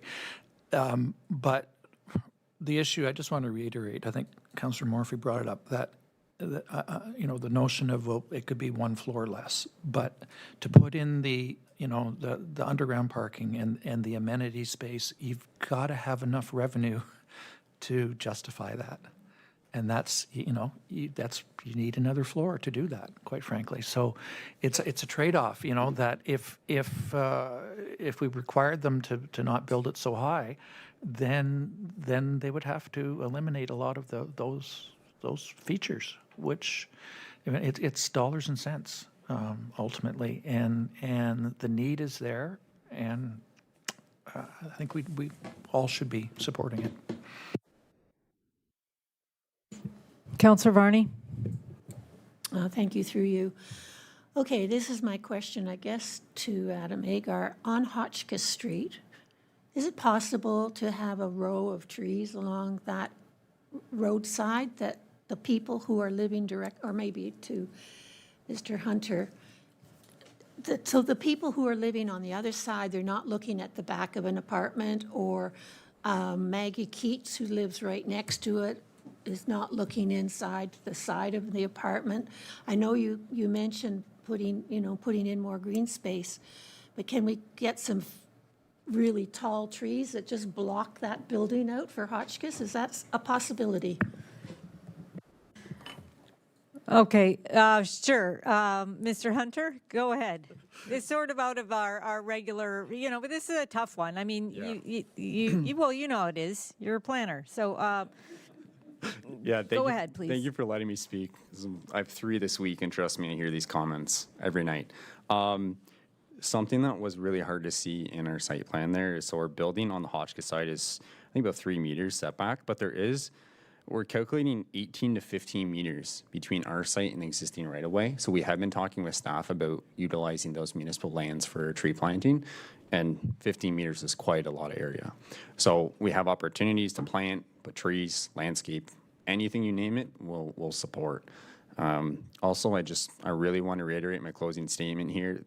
This is coming from Melchior Group, who are the applicants. We've spent, I think, 2 years on this file, and I can't express the amount of fees. And you're going to be seeing my name a lot more in this municipality. I work a lot through Muskoka, and this is a company that is looking to bring other projects to the municipality. So I just want to set the tone that this isn't one and done. This is a very powerful, very respected developer coming in, and they would like to do more projects. So I would like to incentivize them to come back and put financial resources into this community. So I just want to make sure that's very clear.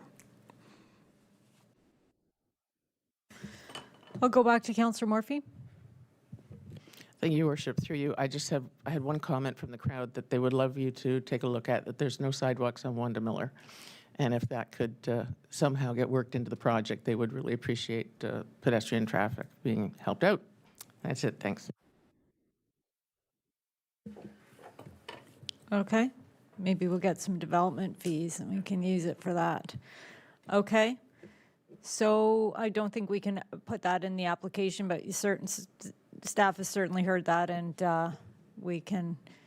Okay, is that everybody who has had the opportunity to speak has spoken? And all right, you look like you're going to hit your butt.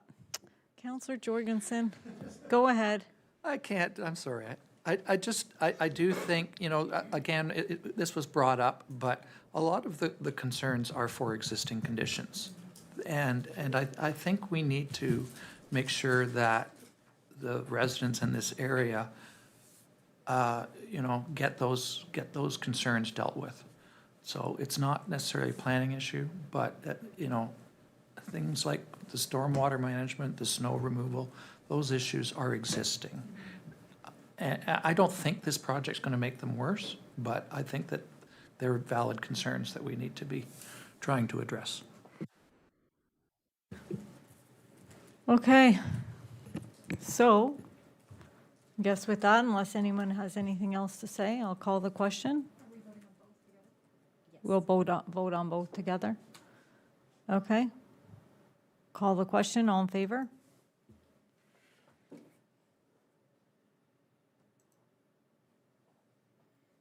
And that carries. Okay. Thank you. Is that the end of them? Oh. Okay, so it is moved by Councillor Strength, second by Councillor Varney. Be it resolved that the minutes of the council meeting dated July 28, 2026 be approved as circulated. All in favor?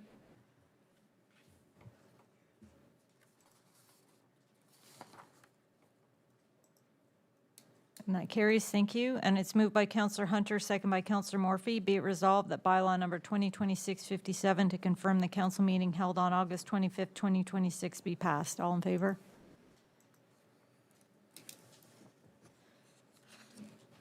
And, thank you. And that carries, thank you. And motion to adjourn, Councillor Jorgensen and Councillor Strength. And all in favor? And that